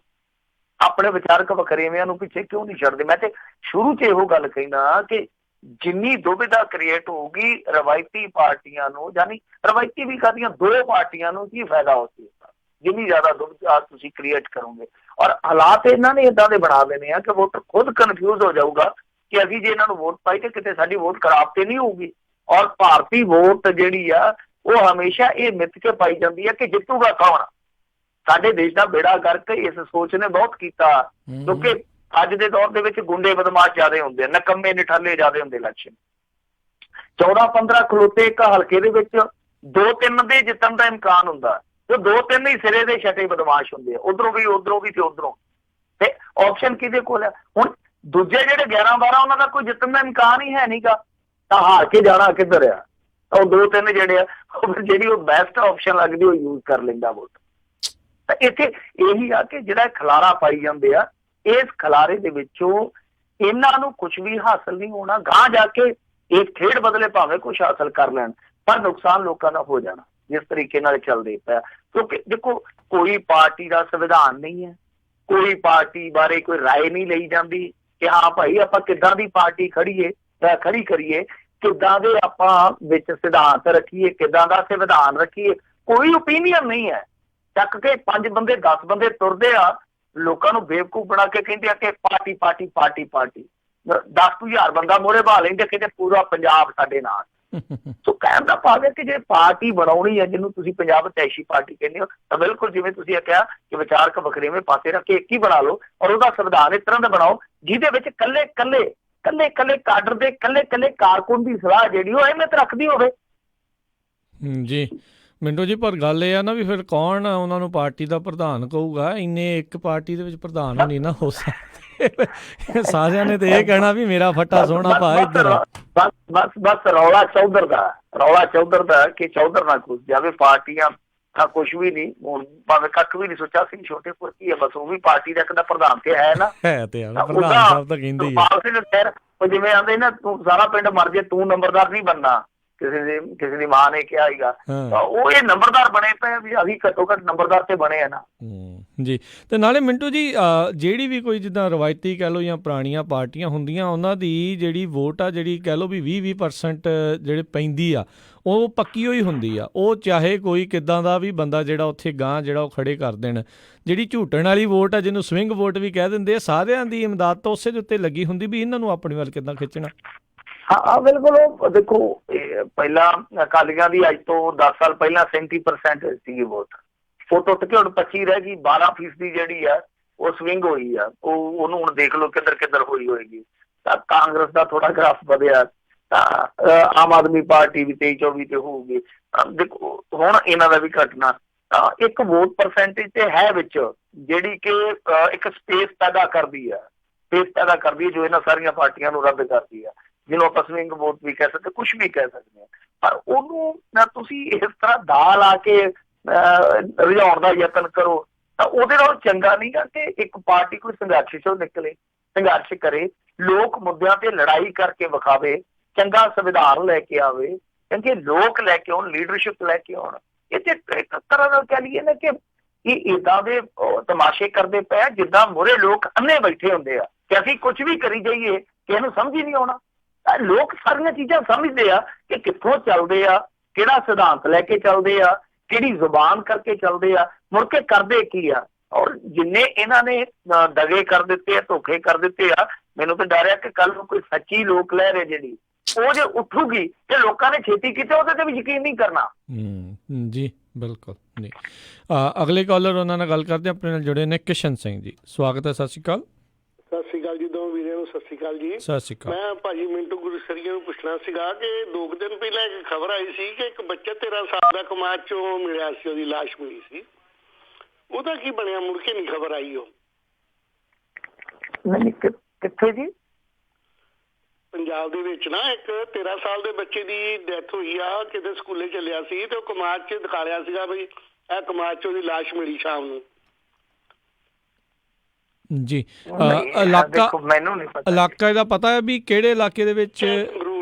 ਸੰਗਰੂਰ ਦਾ ਸੀਗਾ ਸ਼ਾਇਦ। ਚਲੋ ਰਾਈਟ ਨਾ ਉਹ ਆ ਨਹੀਂ ਰਹੀ ਖਿਆਲ ਦੇ ਵਿੱਚ, ਤੇ ਜੇ ਕੋਈ ਅਪਡੇਟ ਹੋਈ ਤਾਂ ਜ਼ਰੂਰ ਦੱਸਾਂਗੇ ਜੀ। ਥੈਂਕ ਯੂ ਜੀ, ਧੰਨਵਾਦ ਜੀ, ਸਤਿ ਸ਼੍ਰੀ ਅਕਾਲ ਜੀ। ਅਗਲੇ ਜਿਹੜੇ ਕਾਲਰ ਨੇ ਅਵਤਾਰ ਸਿੰਘ ਪੰਨੂ, ਸਤਿ ਸ਼੍ਰੀ ਅਕਾਲ, ਸਵਾਗਤ ਹੈ ਜੀ। ਸਤਿ ਸ਼੍ਰੀ ਅਕਾਲ ਜੀ, ਸੁਣਨ ਵਾਲੇ ਭੈਣ ਭਰਾਵਾਂ ਨੂੰ ਸਤਿ ਸ਼੍ਰੀ ਅਕਾਲ। ਮੇਰੇ 2 ਸਵਾਲ ਨੇ ਜੀ। ਪਹਿਲੀ ਗੱਲ ਤਾਂ ਇਹ ਕਿ ਸਰਕਾਰ ਲੋਕਾਂ ਨੂੰ ਸਹੁੰ ਚੁਕਾਉਂਦੀ ਹੈ ਕਿ ਨਸ਼ਿਆਂ ਤੋਂ ਬੰਦ ਕਰਾਉਣ ਲਈ, ਤੇ ਆਪ ਹੀ ਸਹੁੰ ਚੁੱਕ ਲੈਣ ਵੀ ਅਸੀਂ ਠੇਕੇ ਨਹੀਂ ਖੋਲਣੇ। ਦੂਜਾ ਸਵਾਲ ਮੇਰਾ ਇਹ ਹੈ ਕਿ ਮੋਦੀ ਜੀ ਤੇ ਹਿਟਲਰ ਨੂੰ ਵੀ ਤਾਂ ਡਿਕਟੇਟਰ ਬਣ ਗਿਆ, ਜਿਹਨੂੰ ਮਰਜ਼ੀ ਫੜ ਕੇ ਬਾਹਰ ਕੱਢ ਦਿੰਦਾ ਹੈ ਤੇ ਜੋ ਮਰਜ਼ੀ ਕਰੀ ਜਾਂਦਾ। ਇਹਦਾ ਕੋਈ ਮਤਲਬ ਵਿਧਾਨ ਦੇ ਮੁਤਾਬਕ ਕੋਈ ਇਹਦਾ ਕੁਝ ਹੱਲ ਨਹੀਂ ਹੋ ਸਕਦਾ? ਇਹ ਤੇ ਹੁਣ ਬੜੀ ਸੋਚਣ ਵਿਚਾਰਨ ਵਾਲੀ ਗੱਲ ਆ ਕਿ ਮੈਜੋਰਟੀ ਆ ਜਾਂਦੀ ਹੈ ਜਿਹਦੇ ਹੱਥ ਸੰਸਦ ਦੇ ਵਿੱਚ, ਜਿੱਦਾਂ ਹੁਣ ਸਪਸ਼ਟ ਬਹੁਮਤ ਕਹਿੰਦੇ ਆ ਕਿ ਭਾਰਤ ਦੇ ਵਿੱਚ ਸਪਸ਼ਟ ਬਹੁਮਤ ਖਤਰੇ ਦੀ ਘੰਟੀ ਆ ਲੋਕਤੰਤਰ ਲਈ। ਐਤਕੀ ਵੱਜਣ ਰਹੀ ਆ ਕਿ ਜਿਹੜੀਆਂ ਰਲਵੀਆਂ ਮਿਲਵੀਆਂ ਸਰਕਾਰਾਂ ਰਹਿਣ, ਇੱਕ ਦਬਾਅ ਬਣਿਆ ਰਹਿੰਦਾ, ਉਹ ਠੀਕ ਠਾਕ ਆ। ਕਿ ਜੇ ਸਿੱਧੀ ਸਪਸ਼ਟ ਕਿਸੇ ਕੋਲ ਤਾਕਤ ਆਊਗੀ, ਉਹ ਤਾਕਤ ਦੀ ਦੁਰਵਰਤੋਂ ਕਰੂਗਾ ਹੀ ਕਰੂਗਾ, ਕਿਉਂਕਿ ਰਾਜਨੀਤੀ ਜਿਹੜੀ ਆ ਉਹ ਵੋਟ ਦੇਖਦੀ ਹੈ, ਇੱਥੇ ਵਿਕਾਸ ਨਹੀਂ ਦੇਖਦੀ। ਭਾਰਤ ਦੀ ਰਾਜਨੀਤੀ ਵੋਟ ਦੇਖਦੀ ਆ। ਤੇ ਜੇ ਆਪਾਂ ਹੁਣ ਦੇਖਣਾ ਹੋਵੇ ਕੱਢਣ ਕੁੱਢਣ ਵਾਲੀ ਤੇ ਗੱਲ ਛੱਡੋ ਤੁਸੀਂ, ਉਰਜਿਤ ਪਟੇਲ ਵੀ ਗਿਆ, ਰਘੂ ਰਾਮ ਰਾਜਨ ਵੀ ਗਿਆ, ਹੋਰ ਕਈ ਗਏ ਆ, 36 ਗਏ ਆ ਇਹਨਾਂ ਦੇ ਰਾਜ ਦੇ ਵਿੱਚ। ਗੱਲ ਇਹ ਆ ਕਿ ਦੇਖੋ ਹੁਣ ਜਿੱਦਾਂ ਇਹਨਾਂ ਨੇ ਰਿਜ਼ਰਵੇਸ਼ਨ ਦਾ ਮਾਮਲਾ ਕੀਤਾ, ਰਿਜ਼ਰਵੇਸ਼ਨ ਦਾ ਮਾਮਲਾ ਆਪਾਂ ਦੇਖਿਆ ਸਾਰਿਆਂ ਨੇ, 10% ਇਹਨਾਂ ਨੇ ਜੋ ਰਾਖਵਾਂਕਰਨ ਦਿੱਤਾ ਸਵਰਨ ਗਰੀਬਾਂ ਨੂੰ, ਉਹਦੇ ਵਿੱਚ ਮੈਂ ਬਹੁਤ ਲੰਮੀ ਚੌੜੀ ਗੱਲ ਕਰ ਸਕਦਾ, ਪਰ ਮੈਂ ਸੰਖੇਪ ਦੀ ਗੱਲ ਕਰੂੰਗਾ ਕਿ ਜਿਹੜੀ ਆਰਟੀਕਲ ਦੀ 15 ਤੇ 16 ਜਿਹੜੀ ਉਹ ਧਾਰਾ ਹੈ, ਉਹਦੇ ਵਿੱਚ ਸਾਫ਼ ਤੌਰ ਤੇ ਜ਼ਿਕਰ ਆ ਕਿ ਜਿਹੜਾ ਰਿਜ਼ਰਵੇਸ਼ਨ ਆ ਉਹ ਸਮਾਜਿਕ ਤੇ ਸਿੱਖਿਅਤ ਤੌਰ ਤੇ ਜੋ ਪਛੜਿਆ ਵਰਗ ਆ ਉਹਨੂੰ ਦਿੱਤਾ ਜਾਊਗਾ, ਆਰਥਿਕ ਪੈਮਾਨਾ ਨਹੀਂ ਹੋਊਗਾ।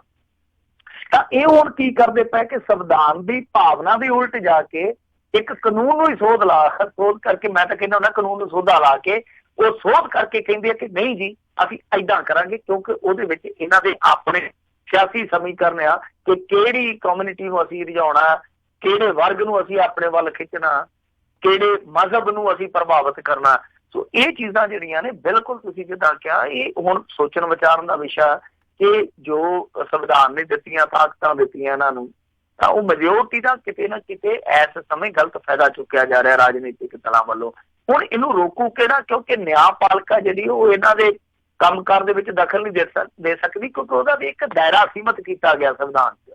ਨਿਆਂਪਾਲਿਕਾ ਦਾ ਆਪਣਾ ਇੱਕ ਦਾਇਰਾ ਹੈ, ਕਾਰਜਪਾਲਿਕਾ ਦਾ ਇੱਕ ਆਪਣਾ ਦਾਇਰਾ, ਵਿਧਾਨ ਪਾਲਿਕਾ ਦਾ ਇੱਕ ਆਪਣਾ ਦਾਇਰਾ, ਤਿੰਨੇ ਦੂਸਰੇ ਦੇ ਦਾਇਰੇ 'ਚ ਜਾ ਕੇ ਪੈਰ ਨਹੀਂ ਘਿਸੋੜ ਸਕਦੇ। ਤਾਂ ਉਹ ਕਿੱਦਾਂ ਠੀਕ ਹੋਊਗਾ?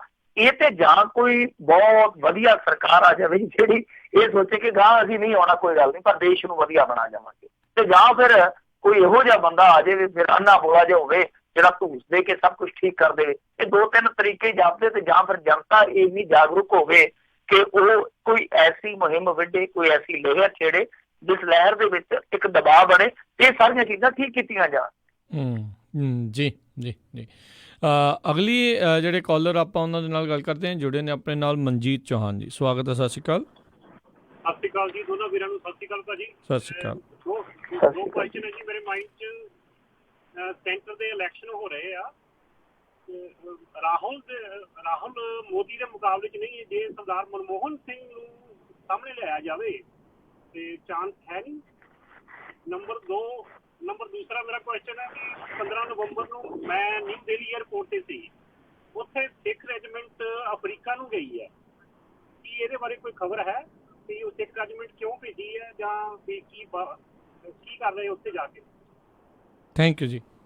ਥੈਂਕ ਯੂ ਜੀ। ਨਹੀਂ ਦੇਖੋ, ਇਹ ਤਾਂ ਮਿਸ਼ਨ ਤੇ ਵੀ ਜਾਂਦੇ ਆ, ਸੰਯੁਕਤ ਰਾਸ਼ਟਰ ਦੇ ਵਿੱਚ ਤੁਹਾਨੂੰ ਪਤਾ ਏਦਾਂ ਚੱਲਦੇ ਰਹਿੰਦੇ ਆ, ਹੁੰਦਾ ਹੀ ਆ, ਕਈ ਵਾਰ ਅਭਿਆਸ ਵੀ ਹੁੰਦੇ ਆ ਇੱਕ ਦੂਜੇ। ਹਾਂਜੀ ਬਿਲਕੁਲ, ਕਈ ਵਾਰ ਪੀਸ ਮਿਸ਼ਨ ਹੁੰਦੇ ਆ, ਕਈ ਵਾਰ ਅਭਿਆਸ ਵੀ ਹੁੰਦੇ ਆ। ਉਹ ਮੈਨੂੰ ਲੱਗਦਾ ਕਿ ਕੋਈ ਇਸ ਤਰ੍ਹਾਂ ਦਾ ਹੀ ਹੋਏਗਾ ਫੰਡਾ। ਜੇ ਰੈਜੀਮੈਂਟ ਗਈ ਹੈ ਤਾਂ ਉਹਦਾ ਮਤਲਬ ਹੈ ਕਿ ਉਹ ਫਿਰ ਓਫੀਸ਼ੀਅਲੀ ਕਿਸੇ ਮਿਸ਼ਨ ਤੇ ਨਹੀਂ ਜਾਂ ਕਿਸੇ ਅਭਿਆਸ ਦੇ ਤਹਿਤ ਗਏ ਹੋਣੇ। ਖੈਰ ਦੂਜੀ ਚੀਜ਼ ਜਿਹੜੀ ਇਹਨਾਂ ਨੇ ਕਹੀ ਆ ਉਹ ਮੈਨੂੰ ਵਿਸਰ ਗਈ, ਮੈਨੂੰ ਬੜੀ ਯਾਦ। ਰਾਹੁਲ ਦੀ ਥਾਂ ਤੇ ਜੇ ਮਨਮੋਹਨ ਹੋਣੀ ਆਉਣ ਤਾਂ ਮੋਦੀ ਨੂੰ ਚੁਣੌਤੀ ਮਿਲ ਸਕਦੀ। ਨਹੀਂ ਦੇਖੋ, ਨਰਿੰਦਰ ਮੋਦੀ ਨੂੰ ਤੇ ਚੁਣੌਤੀ ਮਿਲੀ ਪਈ ਆ, ਨਰਿੰਦਰ ਮੋਦੀ ਨੂੰ ਤੇ ਚੁਣੌਤੀ ਮਿਲੀ ਪਈ ਆ। ਦੱਸੋ ਕਿਸ ਤਰ੍ਹਾਂ ਮਿਲੂਗੀ ਹੋਰ ਚੁਣੌਤੀ? ਉਹ ਤੇ ਘਬਰਿਆ ਪਿਆ। ਉਹਦਾ ਇੱਕ ਨਮੂਨਾ ਇਹ ਆ ਕਿ ਉਹ ਤਮਿਲਨਾਡੂ ਜਿਹੜਾ ਦੇਸ਼ ਦੇ ਦੂਸਰੇ ਪਾਸੇ ਕੋਨਾ, ਉੱਥੇ ਜਾ ਕੇ ਉਹ ਸਮਝੌਤੇ ਲਈ ਹੱਥ ਪੈਰ ਮਾਰਨ ਡਿਆ ਕਿ ਜਿਹੜੀ ਜੈਲਲਿਤਾ ਦੀ ਪਾਰਟੀ, ਹਾਲਾਂਕਿ ਉਹ ਵੀ ਖੁਰ ਗਈ ਹੁਣ ਤੇ ਜੈਲਲਿਤਾ ਦੀ ਪਾਰਟੀ, ਉਹਦੇ 2-3 ਧੜੇ ਬਣੇ ਪਏ ਆ, ਇਹ ਜਾ ਕੇ ਉਹਨਾਂ ਦੇ ਨਾਲ ਹੁਣ ਅੱਖ ਮਟੱਕਾ ਕਰਦਾ ਪਿਆ ਕਿ ਸਾਡੀ ਮਦਦ ਕਰੋ ਇੱਥੇ ਸਾਊਥ ਇੰਡੀਆ ਦੇ ਵਿੱਚ ਭਾਰਤੀ ਜਨਤਾ ਪਾਰਟੀ ਦੀ ਇਮਦਾਦ ਕਰੋ। ਹੁਣ ਤੁਸੀਂ ਆਪ ਹੀ ਅੰਦਾਜ਼ਾ ਲਾ ਲਓ ਕਿ ਹਾਲਤ ਇਹਨਾਂ ਦੀ ਕਿਹੋ ਜਿਹੀ ਹੋਈ ਪਈ ਆ। ਪਰ ਕਾਂਗਰਸ ਦੀ ਵੀ ਹਾਲਤ ਕੋਈ ਬਿਹਤਰ ਨਹੀਂ ਹੈਗੀ ਅੱਜ ਦੀ ਘੜੀ ਦੇ ਵਿੱਚ, ਅੱਜ ਦੇ ਤਰੀਕ ਦੇ ਵਿੱਚ, ਕਿਉਂਕਿ ਮਨਮੋਹਨ ਸਿੰਘ 10 ਸਾਲ ਜੇ ਪ੍ਰਧਾਨ ਮੰਤਰੀ ਰਿਹਾ, ਹਾਲਾਂਕਿ ਜਾਤੀ ਤੌਰ ਤੇ ਨਹੀਂ ਉਹਦੇ ਤੇ ਕੋਈ ਦੋਸ਼ ਲੱਗੇ, ਪਰ ਉਹਦੇ ਸਰਕਾਰ ਦੇ ਕਾਰਜਕਾਲ ਦੇ ਵਿੱਚ ਜੋ ਕੁਛ ਹੋਇਆ ਉਹ ਮਨਮੋਹਨ ਸਿੰਘ ਦੇ ਨਾਂ ਇਸ ਕਰਕੇ ਲੱਗ ਜਾਂਦਾ ਕਿ ਅਸਲ ਦੇ ਵਿੱਚ ਪ੍ਰਧਾਨ ਮੰਤਰੀ ਤੇ ਇਹੋ ਹੀ ਸੀ ਕਹਿਣਾ। ਜੋ ਇਹ ਹੁੰਦਾ ਰਿਹਾ, ਇਹ ਚੁੱਪ ਕਰਕੇ ਕਿਉਂ ਬੈਠਾ ਰਿਹਾ? ਸਭ ਤੋਂ ਵੱਡਾ ਸਵਾਲ ਇਹੋ ਹੀ ਖੜਾ ਕੀਤਾ ਜਾਂਦਾ। ਤਾਂ ਕੁਛ ਚੀਜ਼ਾਂ ਕਾਂਗਰਸ ਵਾਲੇ ਵੀ ਵੇਖ ਕੇ ਚੱਲਦੇ ਆ, ਕਿਉਂਕਿ ਖੇਤਰੀ ਪਾਰਟੀਆਂ ਜਿਹੜੀਆਂ ਇਹ ਜੇ ਕੋਈ ਚਿਹਰਾ ਦਿੰਦੇ ਆ ਤਾਂ ਬਹੁਤ ਸਾਰੀਆਂ ਖੇਤਰੀ ਪਾਰਟੀਆਂ ਬਹਾਨਾ ਬਣਾ ਕੇ ਇਹਨਾਂ ਤੋਂ ਪਾਸੇ ਹੋ ਜਾਂਦੀਆਂ ਕਿ ਸਾਨੂੰ ਇਹ ਚਿਹਰਾ ਪ੍ਰਵਾਨ ਨਹੀਂ ਹੈ। ਉਹ ਤੇ ਚਿਹਰਾ ਰਾਹੁਲ ਗਾਂਧੀ ਦਾ ਦੇਣ ਲਈ ਹਿੰਮਤ ਨਹੀਂ ਕਰ ਪਾ ਰਹੇ ਕਿ ਜਿਹੜੇ ਦੂਸਰੇ ਉਹਨਾਂ ਰੁੱਸ ਕੇ ਚਲੇ ਜਾਣ, ਕਿਉਂਕਿ ਇੱਕ ਭੇਤ ਵੀ ਬਣਾਇਆ ਜਾਂਦਾ, ਇੱਕ ਭੇਦ ਰੱਖਿਆ ਜਾਂਦਾ ਕਿ ਸ਼ਾਇਦ ਪ੍ਰਧਾਨ ਮੰਤਰੀ ਉਹ ਬਣ ਜਾਊ, ਸ਼ਾਇਦ ਉਹ ਬਣ ਜਾਊ। ਤਾਂ ਸਿੱਧੇ ਤੌਰ ਤੇ ਚਿਹਰਾ ਇਸ ਕਰਕੇ ਨਹੀਂ ਦੇ ਰਹੇ ਕਿਉਂਕਿ ਇਹਨਾਂ ਨੂੰ ਵੀ ਲੱਗਦਾ ਕਿ ਅਸੀਂ ਉਸ ਪੋਜੀਸ਼ਨ ਦੇ ਵਿੱਚ ਨਹੀਂ ਹੈ ਕਿ ਅਸੀਂ ਇੱਕ ਚਿਹਰੇ ਦੇ ਦਮ ਤੇ ਜਿੱਤ ਜਾਵਾਂਗੇ। ਤਾਂ ਜਿਤਨਾ ਕਾਂਗਰਸ ਨੇ ਮੰਨ ਲਓ, ਹਾਲਾਂਕਿ ਮੈਂ ਪ੍ਰੈਡਿਕਸ਼ਨ ਕਰਨ ਦੇ ਕਾਬਲ ਆ, ਨਾ ਮੈਂ ਕਿਸੇ ਦਾ ਪੱਖ ਪੂਰਨ ਦੇ ਕਾਬਲ ਆ, ਜੇ ਮੰਨ ਲਓ ਕਾਂਗਰਸ ਜਿੱਤਦੀ ਆ ਤਾਂ ਚਿਹਰੇ ਨਾਲ ਨਹੀਂ ਜਿੱਤੂਗੀ, ਉਹ ਖੇਤਰੀ ਪਾਰਟੀਆਂ ਦੇ ਸਮੀਕਰਨਾਂ ਨਾਲ ਜਿੱਤੂਗੀ। ਚਿਹਰਾ ਜਿਹੜਾ ਮਰਜ਼ੀ ਲੈ ਆਉਣ ਚਾਹੇ। ਜੀ ਅਗਲੇ ਜਿਹੜੇ ਕਾਲਰ ਆਪਾਂ ਉਹਨਾਂ ਨਾਲ ਗੱਲ ਕਰਦੇ ਹਾਂ, ਜੁੜੇ ਨੇ ਅਜਿੰਦਰ ਸਿੰਘ ਸੰਧੂ ਜੀ। ਸਤਿ ਸ਼੍ਰੀ ਅਕਾਲ, ਸਵਾਗਤ ਹੈ। ਹਾਂਜੀ, ਸਤਿ ਸ੍ਰੀ ਅਕਾਲ ਜੀ ਦੋਨੇ ਵੀਰਾਂ ਨੂੰ। ਸਤਿ ਸ਼੍ਰੀ ਅਕਾਲ। ਮੇਰਾ ਮਿੰਟੂ ਸਾਹਿਬ ਨਾਲ ਕੁਐਸਚਨ ਹੈ ਜੀ ਵੀ ਅੱਜ ਸੌਰੀ ਪਹਿਲਾਂ ਤਾਂ ਮੈਂ ਥੋੜਾ ਲੇਟ ਟਿਊਨ ਇਨ ਕੀਤਾ ਵੀ ਅੱਜ ਉਹ ਇੰਡੀਆ ਦੇ ਵਿੱਚ ਉਹਦੀ ਸਰਸੇ ਵਾਲੀ ਦੀ ਆਪਣੀ ਸੀਗੀ ਪੇਸ਼ੀ ਸੀਗੀ CBI ਕੋਰਟ ਵਿੱਚ ਛਤਰਪਤੀ ਰਿਪੋਰਟਰ ਦੇ ਕੇਸ ਦੇ ਵਿੱਚ, ਉਹਦਾ ਕੀ ਬਣਿਆ ਜੀ? ਤੇ ਉਹਦਾ ਤਾਂ ਘੋਗਾ ਜਿੱਤ ਹੋ ਗਿਆ ਜੀ, ਉਹਦਾ ਤਾਂ ਘੋਗਾ ਜਿੱਤ ਹੋ ਜਾਣਾ, ਉਹ ਸਜ਼ਾ ਹੋ ਜਾਣੀ ਉਹਨੂੰ। ਤੁਸੀਂ ਅੱਗੇ ਗੱਲ ਕਰੋ। ਅੱਛਾ, ਤੇ ਇਹ ਮਤਲਬ ਕਿ ਜੇ ਕੱਲ ਨੂੰ ਇਹ ਸਜ਼ਾ ਸੁਣਾਈ ਜਾਂਦੀ ਹੈ ਤੇ ਕਿੰਨੀ ਸਜ਼ਾ ਦੇ ਸਕਦੀ ਹੈ CBI ਦੇ ਜੱਜ? ਬਸ ਇਹਨਾਂ ਪੁੱਛਣਾ ਸੀ, ਮਿਹਰਬਾਨੀ। ਧੰਨਵਾਦ। 20 ਸਾਲ ਉਮਰ ਕੈਦ ਹੁੰਦੀ ਹੈ, ਜਿਹੜੀ ਉਮਰ ਕੈਦ ਤੋਂ ਲੈ ਕੇ ਫਾਂਸੀ ਦੀ ਸਜ਼ਾ ਇਸ ਕੇਸ ਦੇ ਵਿੱਚ ਜਿਹੜੀ ਹੋ ਸਕਦੀ। ਮਿਨੀਮਮ ਮੰਨ ਕੇ ਚਲੋ 20 ਸਾਲ ਉਮਰ ਕੈਦ। 20 ਸਾਲ ਉਮਰ ਕੈਦ ਦੋ ਤਰ੍ਹਾਂ ਦੀਆਂ ਸਜ਼ਾਵਾਂ ਹੁੰਦੀਆਂ, ਇੱਕ ਤਾਂ ਉਮਰ ਤੇ ਇੱਕ 20 ਸਾਲ ਵਾਲੀ ਉਮਰ ਕੈਦ। ਇਹਨਾਂ ਤੋਂ ਲੈ ਕੇ ਜਿਹੜੀ ਆ ਫਾਂਸੀ ਦੀ ਸਜ਼ਾ ਇਸ ਮਾਮਲੇ 'ਚ ਹੋ ਸਕਦੀ, ਮਿਨੀਮਮ ਤੇ ਮੈਕਸੀਮਮ ਇਹ ਹੋਏਗਾ ਜੀ। ਤੇ ਮਿੰਟੂ ਜੀ, ਇੱਕ ਜ਼ਰੂਰ ਰਹੇਗਾ ਵੀ ਜਿਹੜੀ ਆਲਰੇਡੀ ਸਜ਼ਾ ਭੁਗਤ ਰਿਹਾ, ਕੀ ਉਹਦੇ ਨਾਲ ਪੈਰਲਲ ਚੱਲੂਗੀ ਜਾਂ ਵੱਖਰੇ ਤੌਰ ਦੇ ਉੱਤੇ ਇੱਕ ਮੁੱਕਣ ਤੋਂ ਬਾਅਦ ਦੂਜੀ ਆਊਗੀ? ਇਹ ਹੋ ਜਾਂਦੀਆਂ, ਜੇ ਮੰਨ ਲਓ ਸਾਰੇ ਕੇਸਾਂ ਦੇ ਵਿੱਚ ਸਜ਼ਾਵਾਂ ਹੋ ਜਾਂਦੀਆਂ ਤਾਂ ਇੱਕ ਬਕਾਇਦਾ ਕੇਸ ਲੱਗੂਗਾ ਉੱਤੇ ਜਾ ਕੇ ਕੋਰਟ ਦੇ ਵਿੱਚ ਕਿ ਕੀ ਸਜ਼ਾਵਾਂ ਕਰੰਟ ਕਰ ਦਿੱਤੀਆਂ ਜਾਣ। ਤਾਂ ਫਿਰ ਉੱਥੇ ਇੱਕ ਬਕਾਇਦਾ ਕੇਸ ਦੀ ਸੁਣਵਾਈ ਹੁੰਦੀ ਆ। ਜੇ ਕੋਰਟ ਮੰਨ ਲਵੇ ਕਿ ਹਾਂ ਬਾਈ ਇਹ ਸਜ਼ਾਵਾਂ ਜਿਹੜੀਆਂ ਉਹ ਇਕੱਠੀਆਂ ਚੱਲਣੀਆਂ ਚਾਹੀਦੀਆਂ, ਕਿਉਂਕਿ ਇੰਨੀ ਸਜ਼ਾ ਹੈ ਇਹ ਬੰਦਾ ਕੱਟ ਹੀ ਨਹੀਂ ਸਕਦਾ ਸਾਰੀ ਜ਼ਿੰਦਗੀ, ਬਾਹਰ ਹੀ ਨਹੀਂ ਜਾ ਸਕਦਾ, ਤਾਂ ਇਹ ਨਹੀਂ ਆ ਕਿ ਇਹਨੂੰ ਜੇਲ੍ਹ ਦੇ ਵਿੱਚ ਮਾਰਨਾ। ਪਰ ਜਿੰਨੀ ਸਜ਼ਾ ਦੀ ਜਿਹੜੀ ਇਹ ਲੰਬਾਈ ਬਣਦੀ ਹੈ ਉਹ ਤੇ ਇਹਦੀ ਜ਼ਿੰਦਗੀ ਨਾਲ ਵੱਧ ਬਣਦੀ ਹੈ, ਤਾਂ ਫਿਰ ਉੱਥੇ ਕਰੰਟ ਵੀ ਹੋ ਜਾਂਦੀ ਆ। ਔਰ ਆਮ ਤੌਰ ਤੇ 2-2, 3-3 ਕੇਸਾਂ ਦੀਆਂ ਕਰੰਟ ਹੋਈਆਂ ਸਜ਼ਾਵਾਂ ਮੈਂ ਦੇਖੀਆਂ। ਤਾਂ ਇਹ ਉੱਤੋਂ ਜਾ ਕੇ ਅਪਰ ਕੋਰਟ ਦੇ ਵਿੱਚੋਂ ਕਰੰਟ ਹੋ ਜਾਂਦੀਆਂ ਸਜ਼ਾਵਾਂ। ਕੀ ਇਹ ਸਜ਼ਾਵਾਂ ਜਿਹੜੀਆਂ ਆਪਾਂ ਜੇ ਦੇਖਾਂਗੇ ਕਿ ਸ਼੍ਰੇਣੀਬੱਧ, ਕੋਈ ਵੈਸੇ ਕੇਸ ਹੁੰਦੇ ਜਿਹੜੇ ਸ਼੍ਰੇਣੀਬੱਧ ਹੁੰਦੇ ਆ, ਕਿ ਉਸ ਕਿਸੇ ਸ਼੍ਰੇਣੀ 'ਚ ਤੇ ਨਹੀਂ ਆਉਂਦੇ ਜਿੱਥੇ ਕੋਈ ਕਾਨੂੰਨਾ ਅੜੰਗਾ ਹੋਵੇ। ਜੇ ਕਾਨੂੰਨਾ ਅੜੰਗਾ ਨਾ ਹੋਇਆ ਇਹ ਸਾਰੀਆਂ ਸਜ਼ਾਵਾਂ ਮੇਰੇ ਖਿਆਲ ਦੇ ਨਾਲ ਅੱਗੇ ਜਾ ਕੇ ਕਰੰਟ ਵੀ ਹੋ ਸਕਦਾ। ਕਿਤੇ ਇਹਨੂੰ ਨਾ ਬਾਅਦ 'ਚ ਫਰਿੱਜ ਬੰਦ ਕਰ ਲੈਣ ਵੀ ਫਿਰ ਆ ਜਾਊਗਾ ਕਿਤੇ ਮੁੜ ਕੇ ਜੀ। ਤੇ ਅਗਲੇ ਜਿਹੜੇ ਕਾਲਰ ਨੇ ਜੱਗਾ। ਸਤਿ ਸ਼੍ਰੀ ਅਕਾਲ ਜੀ। ਜੱਗਾ ਜੀ। ਹਾਂਜੀ ਸਤਿ ਸ੍ਰੀ ਅਕਾਲ ਜੀ। ਆਪਣੇ ਮਤਲਬ ਸਰੋਤਿਆਂ ਨੂੰ ਵਾਹਿਗੁਰੂ ਜੀ ਕਾ ਖਾਲਸਾ, ਵਾਹਿਗੁਰੂ ਜੀ ਕੀ ਫਤਿਹ। ਵਾਹਿਗੁਰੂ ਜੀ ਕਾ ਖਾਲਸਾ, ਵਾਹਿਗੁਰੂ ਜੀ ਕੀ ਫਤਿਹ ਜੀ। ਮੇਰਾ ਸਵਾਲ ਥੋੜਾ ਪੰਜਾਬ ਦੇ ਨਾਲ ਜ਼ਿਆਦਾ ਤਾਲੁਕ ਰੱਖਦਾ, ਮੈਂ ਭਾਰਤ ਦਾ ਤਾਂ ਕੋਈ ਮੇਰੇ ਨਾਲ ਕੋਈ ਲੈਣ ਦੇਣ ਨਹੀਂ। ਜੀ ਪੁੱਛੋ ਸਵਾਲ। ਕਿ ਜਿਹੜਾ ਆਪਣਾ ਜਿੱਦਾਂ ਇਹ ਟਕਸਾਲੀ ਜਿੱਦਾਂ ਹੈਗੇ ਆ, ਇਹ ਮਤਲਬ ਸਾਰੀ ਉਮਰ ਦਾ ਬਾਦਲਾਂ ਨਾਲ ਮਤਲਬ ਘਿਓ ਖਿਚੜੀ ਹੋਏ ਰਹੇ ਆ। ਹੁਣ ਇਹਨਾਂ ਨੇ ਪਾਰਟੀ ਜਿਹੜੀ ਖੜੀ ਕੀਤੀ ਆ, ਲੋਕਾਂ ਨੂੰ ਇਹ ਕਹਿ ਰਹੇ ਆ ਕਿ ਜੀ ਸਾਤੋਂ ਇਹ ਬੋਲ ਨਹੀਂ ਹੋਇਆ, ਅਸੀਂ ਮਤਲਬ ਕਿਸੇ ਅੰਦਰ ਮਤਲਬ ਕੋਰ ਕਮੇਟੀ 'ਚ ਅਸੀਂ ਮਤਲਬ ਆਹ ਕਰਦੇ ਸੀ, ਉਹ ਕਰਦੇ ਸੀਗੇ। ਤੇ ਕਿਤੇ ਏਦਾਂ ਦਾ ਮਤਲਬ ਚੱਕਰ ਤਾਂ ਨਹੀਂ ਆ ਕਿ ਬਾਦਲ ਨੇ ਇਹਨਾਂ ਨੂੰ ਖੜਾ ਕੀਤਾ ਹੋਵੇ, ਕਿਉਂਕਿ ਉਹਨਾਂ ਨੂੰ ਤਾਂ ਪਤਾ ਵੀ ਸਾਡਾ ਘੋਗਾ ਚਿੱਤ ਹੋਇਆ ਹੈ, ਵੀ ਸਾਨੂੰ ਤਾਂ ਹੁਣ ਕੋਈ ਮੂੰਹ ਨਹੀਂ ਲਾਉਂਦਾ।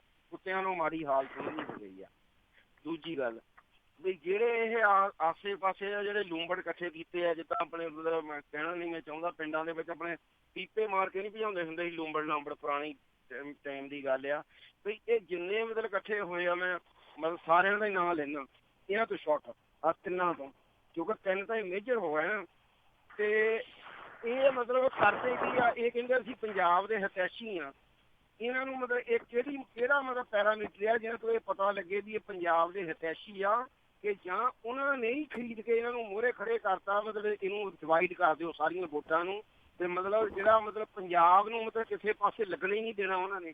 ਉਹਨਾਂ ਦੇ ਹੱਥ 'ਚ ਰਹਿਣਾ, ਜਾਂ ਉਹ ਭੀੜੀ ਪਜਾਮੀ ਵਾਲੇ ਦੇ ਤੇ ਜਾਂ ਇਹ ਚੋਰਾਂ ਦੇ। ਧੰਨਵਾਦ ਜੀ। ਮੈਨੂੰ ਜਵਾਬ ਜੀ, ਥੈਂਕ ਯੂ। ਦੇਖੋ, ਮੇਰੀ ਤੇ ਮੈਂ ਗੁਜ਼ਾਰਿਸ਼ ਤੁਹਾਨੂੰ ਕਰੂੰਗਾ ਕਿ ਤੁਹਾਡੀ ਸ਼ਬਦ 'ਚ ਹੁਣ ਜਿਹੜੀ ਹੈ ਜਾਨਵਰਾਂ ਜਨੂਰਾਂ ਨਾਲ ਤਸ਼ਬੀਹ ਕਾਤੋਂ ਦੇਣੀ ਆ। ਅਸੀਂ ਗੱਲ ਕਰਦੇ ਹਾਂ, ਜੇ ਅਸੀਂ ਕਿਸੇ ਨੂੰ ਨਹੀਂ ਪਸੰਦ ਕਰਦੇ ਤਾਂ ਉਹਦੇ ਲਈ ਸਾਡੇ ਕੋਲ ਸ਼ਬਦ ਬਥੇਰੇ ਹੁੰਦੇ ਆ, ਅਸੀਂ ਉਹਨਾਂ ਸ਼ਬਦਾਂ ਰਾਹੀਂ ਆਪਣੀ ਨਾਪਸੰਦਗੀ ਜ਼ਾਹਰ ਕਰ ਸਕਦੇ ਹਾਂ। ਜੇ ਮੈਨੂੰ ਆਖੋਗੇ ਤਾਂ ਮੈਂ ਵੀ ਜ਼ਾਹਰ ਕਰ ਸਕਦਾ, ਪਰ ਏਦਾਂ ਨਹੀਂ ਜਿੱਦਾਂ ਆਪਾਂ ਕੜਾਤਨ ਸੁੱਟਦੇ ਆ। ਖੈਰ ਇਹ ਗੱਲ ਮੇਰੀ ਨੋਟ ਕਰਿਓ। ਤੇ ਜਿਹੜੀ ਗੱਲ ਤੁਸੀਂ ਕਹੀ ਆ, ਇਹ ਅਸੀਂ ਕਰਕੇ ਹਟੇ ਆ ਕਿ ਜੇ ਤੁਸੀਂ ਪੰਜਾਬ ਹਿਤੈਸ਼ੀ ਹੋ ਤਾਂ ਕਿਉਂ ਨਹੀਂ ਤੁਸੀਂ ਇੱਕ ਝੰਡੇ ਥੱਲੇ ਆਉਂਦੇ, ਕਿਉਂ ਨਹੀਂ ਤੁਸੀਂ ਲੋਕਾਂ ਨੂੰ ਇੱਕ ਪਲੇਟਫਾਰਮ ਤੇ ਇਕੱਠਾ ਕਰਦੇ, ਕਿਉਂ ਨਹੀਂ ਤੁਸੀਂ ਇੱਕ ਇਹੋ ਜਿਹੀ ਪਾਰਟੀ ਲੈ ਕੇ ਆਉਂਦੇ ਜਿਹੜੀ ਲੋਕਾਂ ਦੀ ਪਾਰਟੀ ਹੋਵੇ। ਕਿਉਂਕਿ ਜਿਹੜੀ ਲੋਕਾਂ ਦੀ ਪਾਰਟੀ ਨਹੀਂ, ਇੱਕ ਦਲ ਦੀ ਪਾਰਟੀ ਹੈ, ਇੱਕ ਪਰਿਵਾਰ ਦੀ ਪਾਰਟੀ ਆ, ਉਹ ਪੰਜਾਬ ਦਾ ਕਦੇ ਕੁਝ ਸਵਾਰ ਹੀ ਨਹੀਂ ਸਕਦੀ। ਇਹ ਤੁਸੀਂ ਮੰਨ ਕੇ ਚੱਲੋ। ਪਾਰਟੀ ਉਹੀ ਇੱਥੇ ਸਵਾਰੂਗੀ ਜਿਹੜੀ ਲੋਕਾਂ ਦੀ ਪਾਰਟੀ ਹੋਵੇ।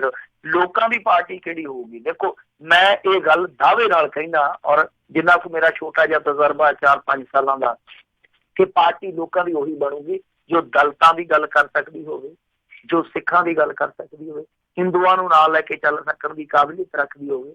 ਸੋ ਸਾਰੇ ਵਰਗਾਂ ਨੂੰ ਇਕੱਠਾ ਕਰਕੇ ਇੱਕ ਪਲੇਟਫਾਰਮ ਤੇ ਲੈ ਕੇ ਆਵੇ। ਜਿੱਦਾਂ ਮੈਂ ਦੇਖਦਾ ਕਿ ਜਾਤੀਗਤ ਵੰਡ ਹੁੰਦੀ ਹੈ ਵੋਟਾਂ ਦੀ, ਕਤਾਰਬੰਦੀ ਹੁੰਦੀ ਹੈ, ਉਹਦੇ ਵਿੱਚ ਜਿੱਦਾਂ ਲੋਕ ਉਲਝਾ ਲਏ ਜਾਂਦੇ ਆ, ਤਾਂ ਉਹ ਲੋਕ ਤੇ ਪਹਿਲੇ ਉਲਝੇ ਪਏ। ਜੇ ਪਾਰਟੀਆਂ ਇਸ ਤਰ੍ਹਾਂ ਦੀ ਹੋਰ ਰਣਨੀਤੀ ਅਪਣਾਉਣਗੀਆਂ ਤਾਂ ਮੇਰੇ ਖਿਆਲ ਦੇ ਨਾਲ ਉਲਝਣ ਹੋਰ ਵਧੂ। ਇੱਕ ਐਸੀ ਲੀਡਰਸ਼ਿਪ ਦੀ ਜ਼ਰੂਰਤ ਹੈ ਜਿਹਦੇ ਵਿੱਚ ਸਾਰੇ ਵਰਗਾਂ ਦੇ, ਸਾਰੇ ਧਰਮਾਂ ਦੇ ਲੋਕ ਹੈ ਜਿਹੜੇ ਉਹ ਨੁਮਾਇੰਦਗੀ ਕਰ ਸਕਦੇ ਹੋਣ, ਔਰ ਉਹਦੇ ਵਿੱਚ ਲੋਕ ਜਿਹੜੇ ਆ ਉਹ ਆਪਣਾ ਓਪੀਨੀਅਨ ਰੱਖ ਸਕਦੇ ਹੋਣ, ਔਰ ਉਸ ਓਪੀਨੀਅਨ ਦੀ ਕਦਰ ਹੋਵੇ। ਇਹ ਨਹੀਂ ਹੈ ਕਿ ਕਾਗਜ਼ੀ ਓਪੀਨੀਅਨ। ਤਾਂ ਮੇਰੇ ਖਿਆਲ ਦੇ ਨਾਲ ਇਹੋ ਜਿਹੀ ਪਾਰਟੀ ਦੀ ਜ਼ਰੂਰਤ ਆ। ਇਹ ਪਾਰਟੀਆਂ ਦੇ ਜਿਹੜੇ ਆ, ਇਹਨਾਂ ਨੇ ਤੇ 4 ਦਿਨ ਡਮਰੂ ਵਜਾਉਣਾ, ਤਮਾਸ਼ਾ ਕਰਨਾ, ਉਸ ਤੋਂ ਬਾਅਦ ਮੁੜ ਕੇ ਲੱਭਣੇ ਨਹੀਂ, ਫਿਰ ਇਲੈਕਸ਼ਨ ਦੀ ਰੁੱਤ 'ਚ ਆ ਜਾਣਗੇ। ਟਕਸਾਲੀਆਂ ਬਾਰੇ ਜਿਹੜੀ ਤੁਸੀਂ ਗੱਲ ਕਹੀ, ਜੰਗਲ 'ਚ ਨੱਚਿਆ ਮੋਰ ਕਿੰਨੇ ਵੇਖਿਆ? ਸਵਾਦ ਤੇ ਤਾਂ ਸੀਗਾ ਜਿੱਦਣ ਸੜਕਾਂ ਤੇ ਬੈਠੇ ਸੀਗੇ ਲੋਕ ਗੁਰੂ ਸਾਹਿਬ ਦੀ ਬੇਅਦਬੀ ਦੇ ਖਿਲਾਫ, ਉਦਣ ਮੈਦਾਨ 'ਚ ਆਉਂਦੇ।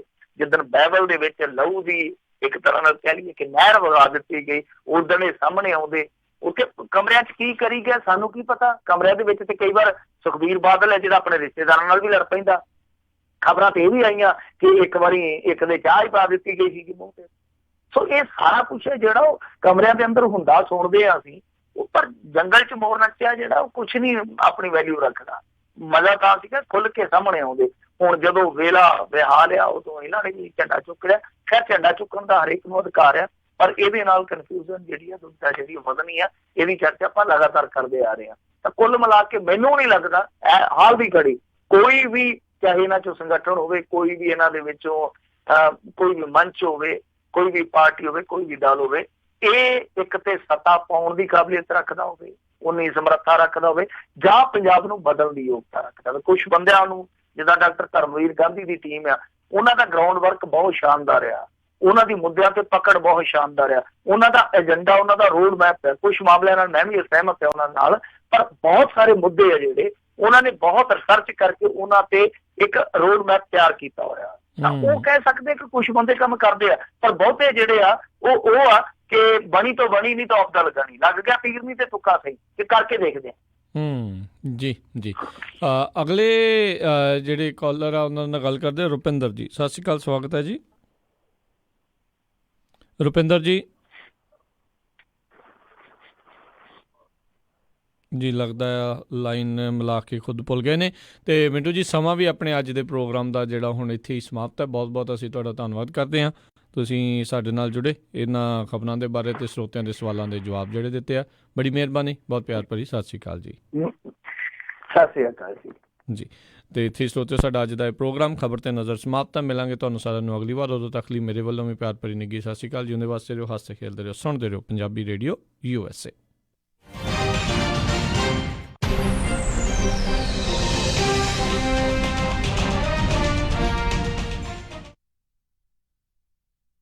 ਅਮਨ, ਆਪਾਂ ਸੈਕਰਾਮੈਂਟੋ ਵਿੱਚ ਮੂਵ ਤਾਂ ਹੋ ਗਏ ਆ, ਹੁਣ ਇੱਥੇ ਆਪਾਂ ਚੰਗਾ ਜਿਹਾ ਡਾਕਟਰ ਤੇ ਫੈਮਿਲੀ ਕਲੀਨਿਕ ਵੀ ਲੱਭ ਲਈਏ। ਤੁਸੀਂ ਫਿਕਰ ਹੀ ਛੱਡ ਦਿਓ ਜੀ। ਮੇਰੀ ਫਰੈਂਡ ਰਿਤੂ ਦੀ ਕਾਲ ਆਈ ਸੀ, ਉਹਨੇ ਮੈਨੂੰ ਨੰਬਰ ਦਿੱਤਾ ਹੈ ਤੱਖਰ ਅਰਜੈਂਟ ਕੇਅਰ ਅਤੇ ਫੈਮਿਲੀ ਮੈਡੀਸਨ ਵਾਲਿਆਂ ਦਾ। ਅੱਛਾ।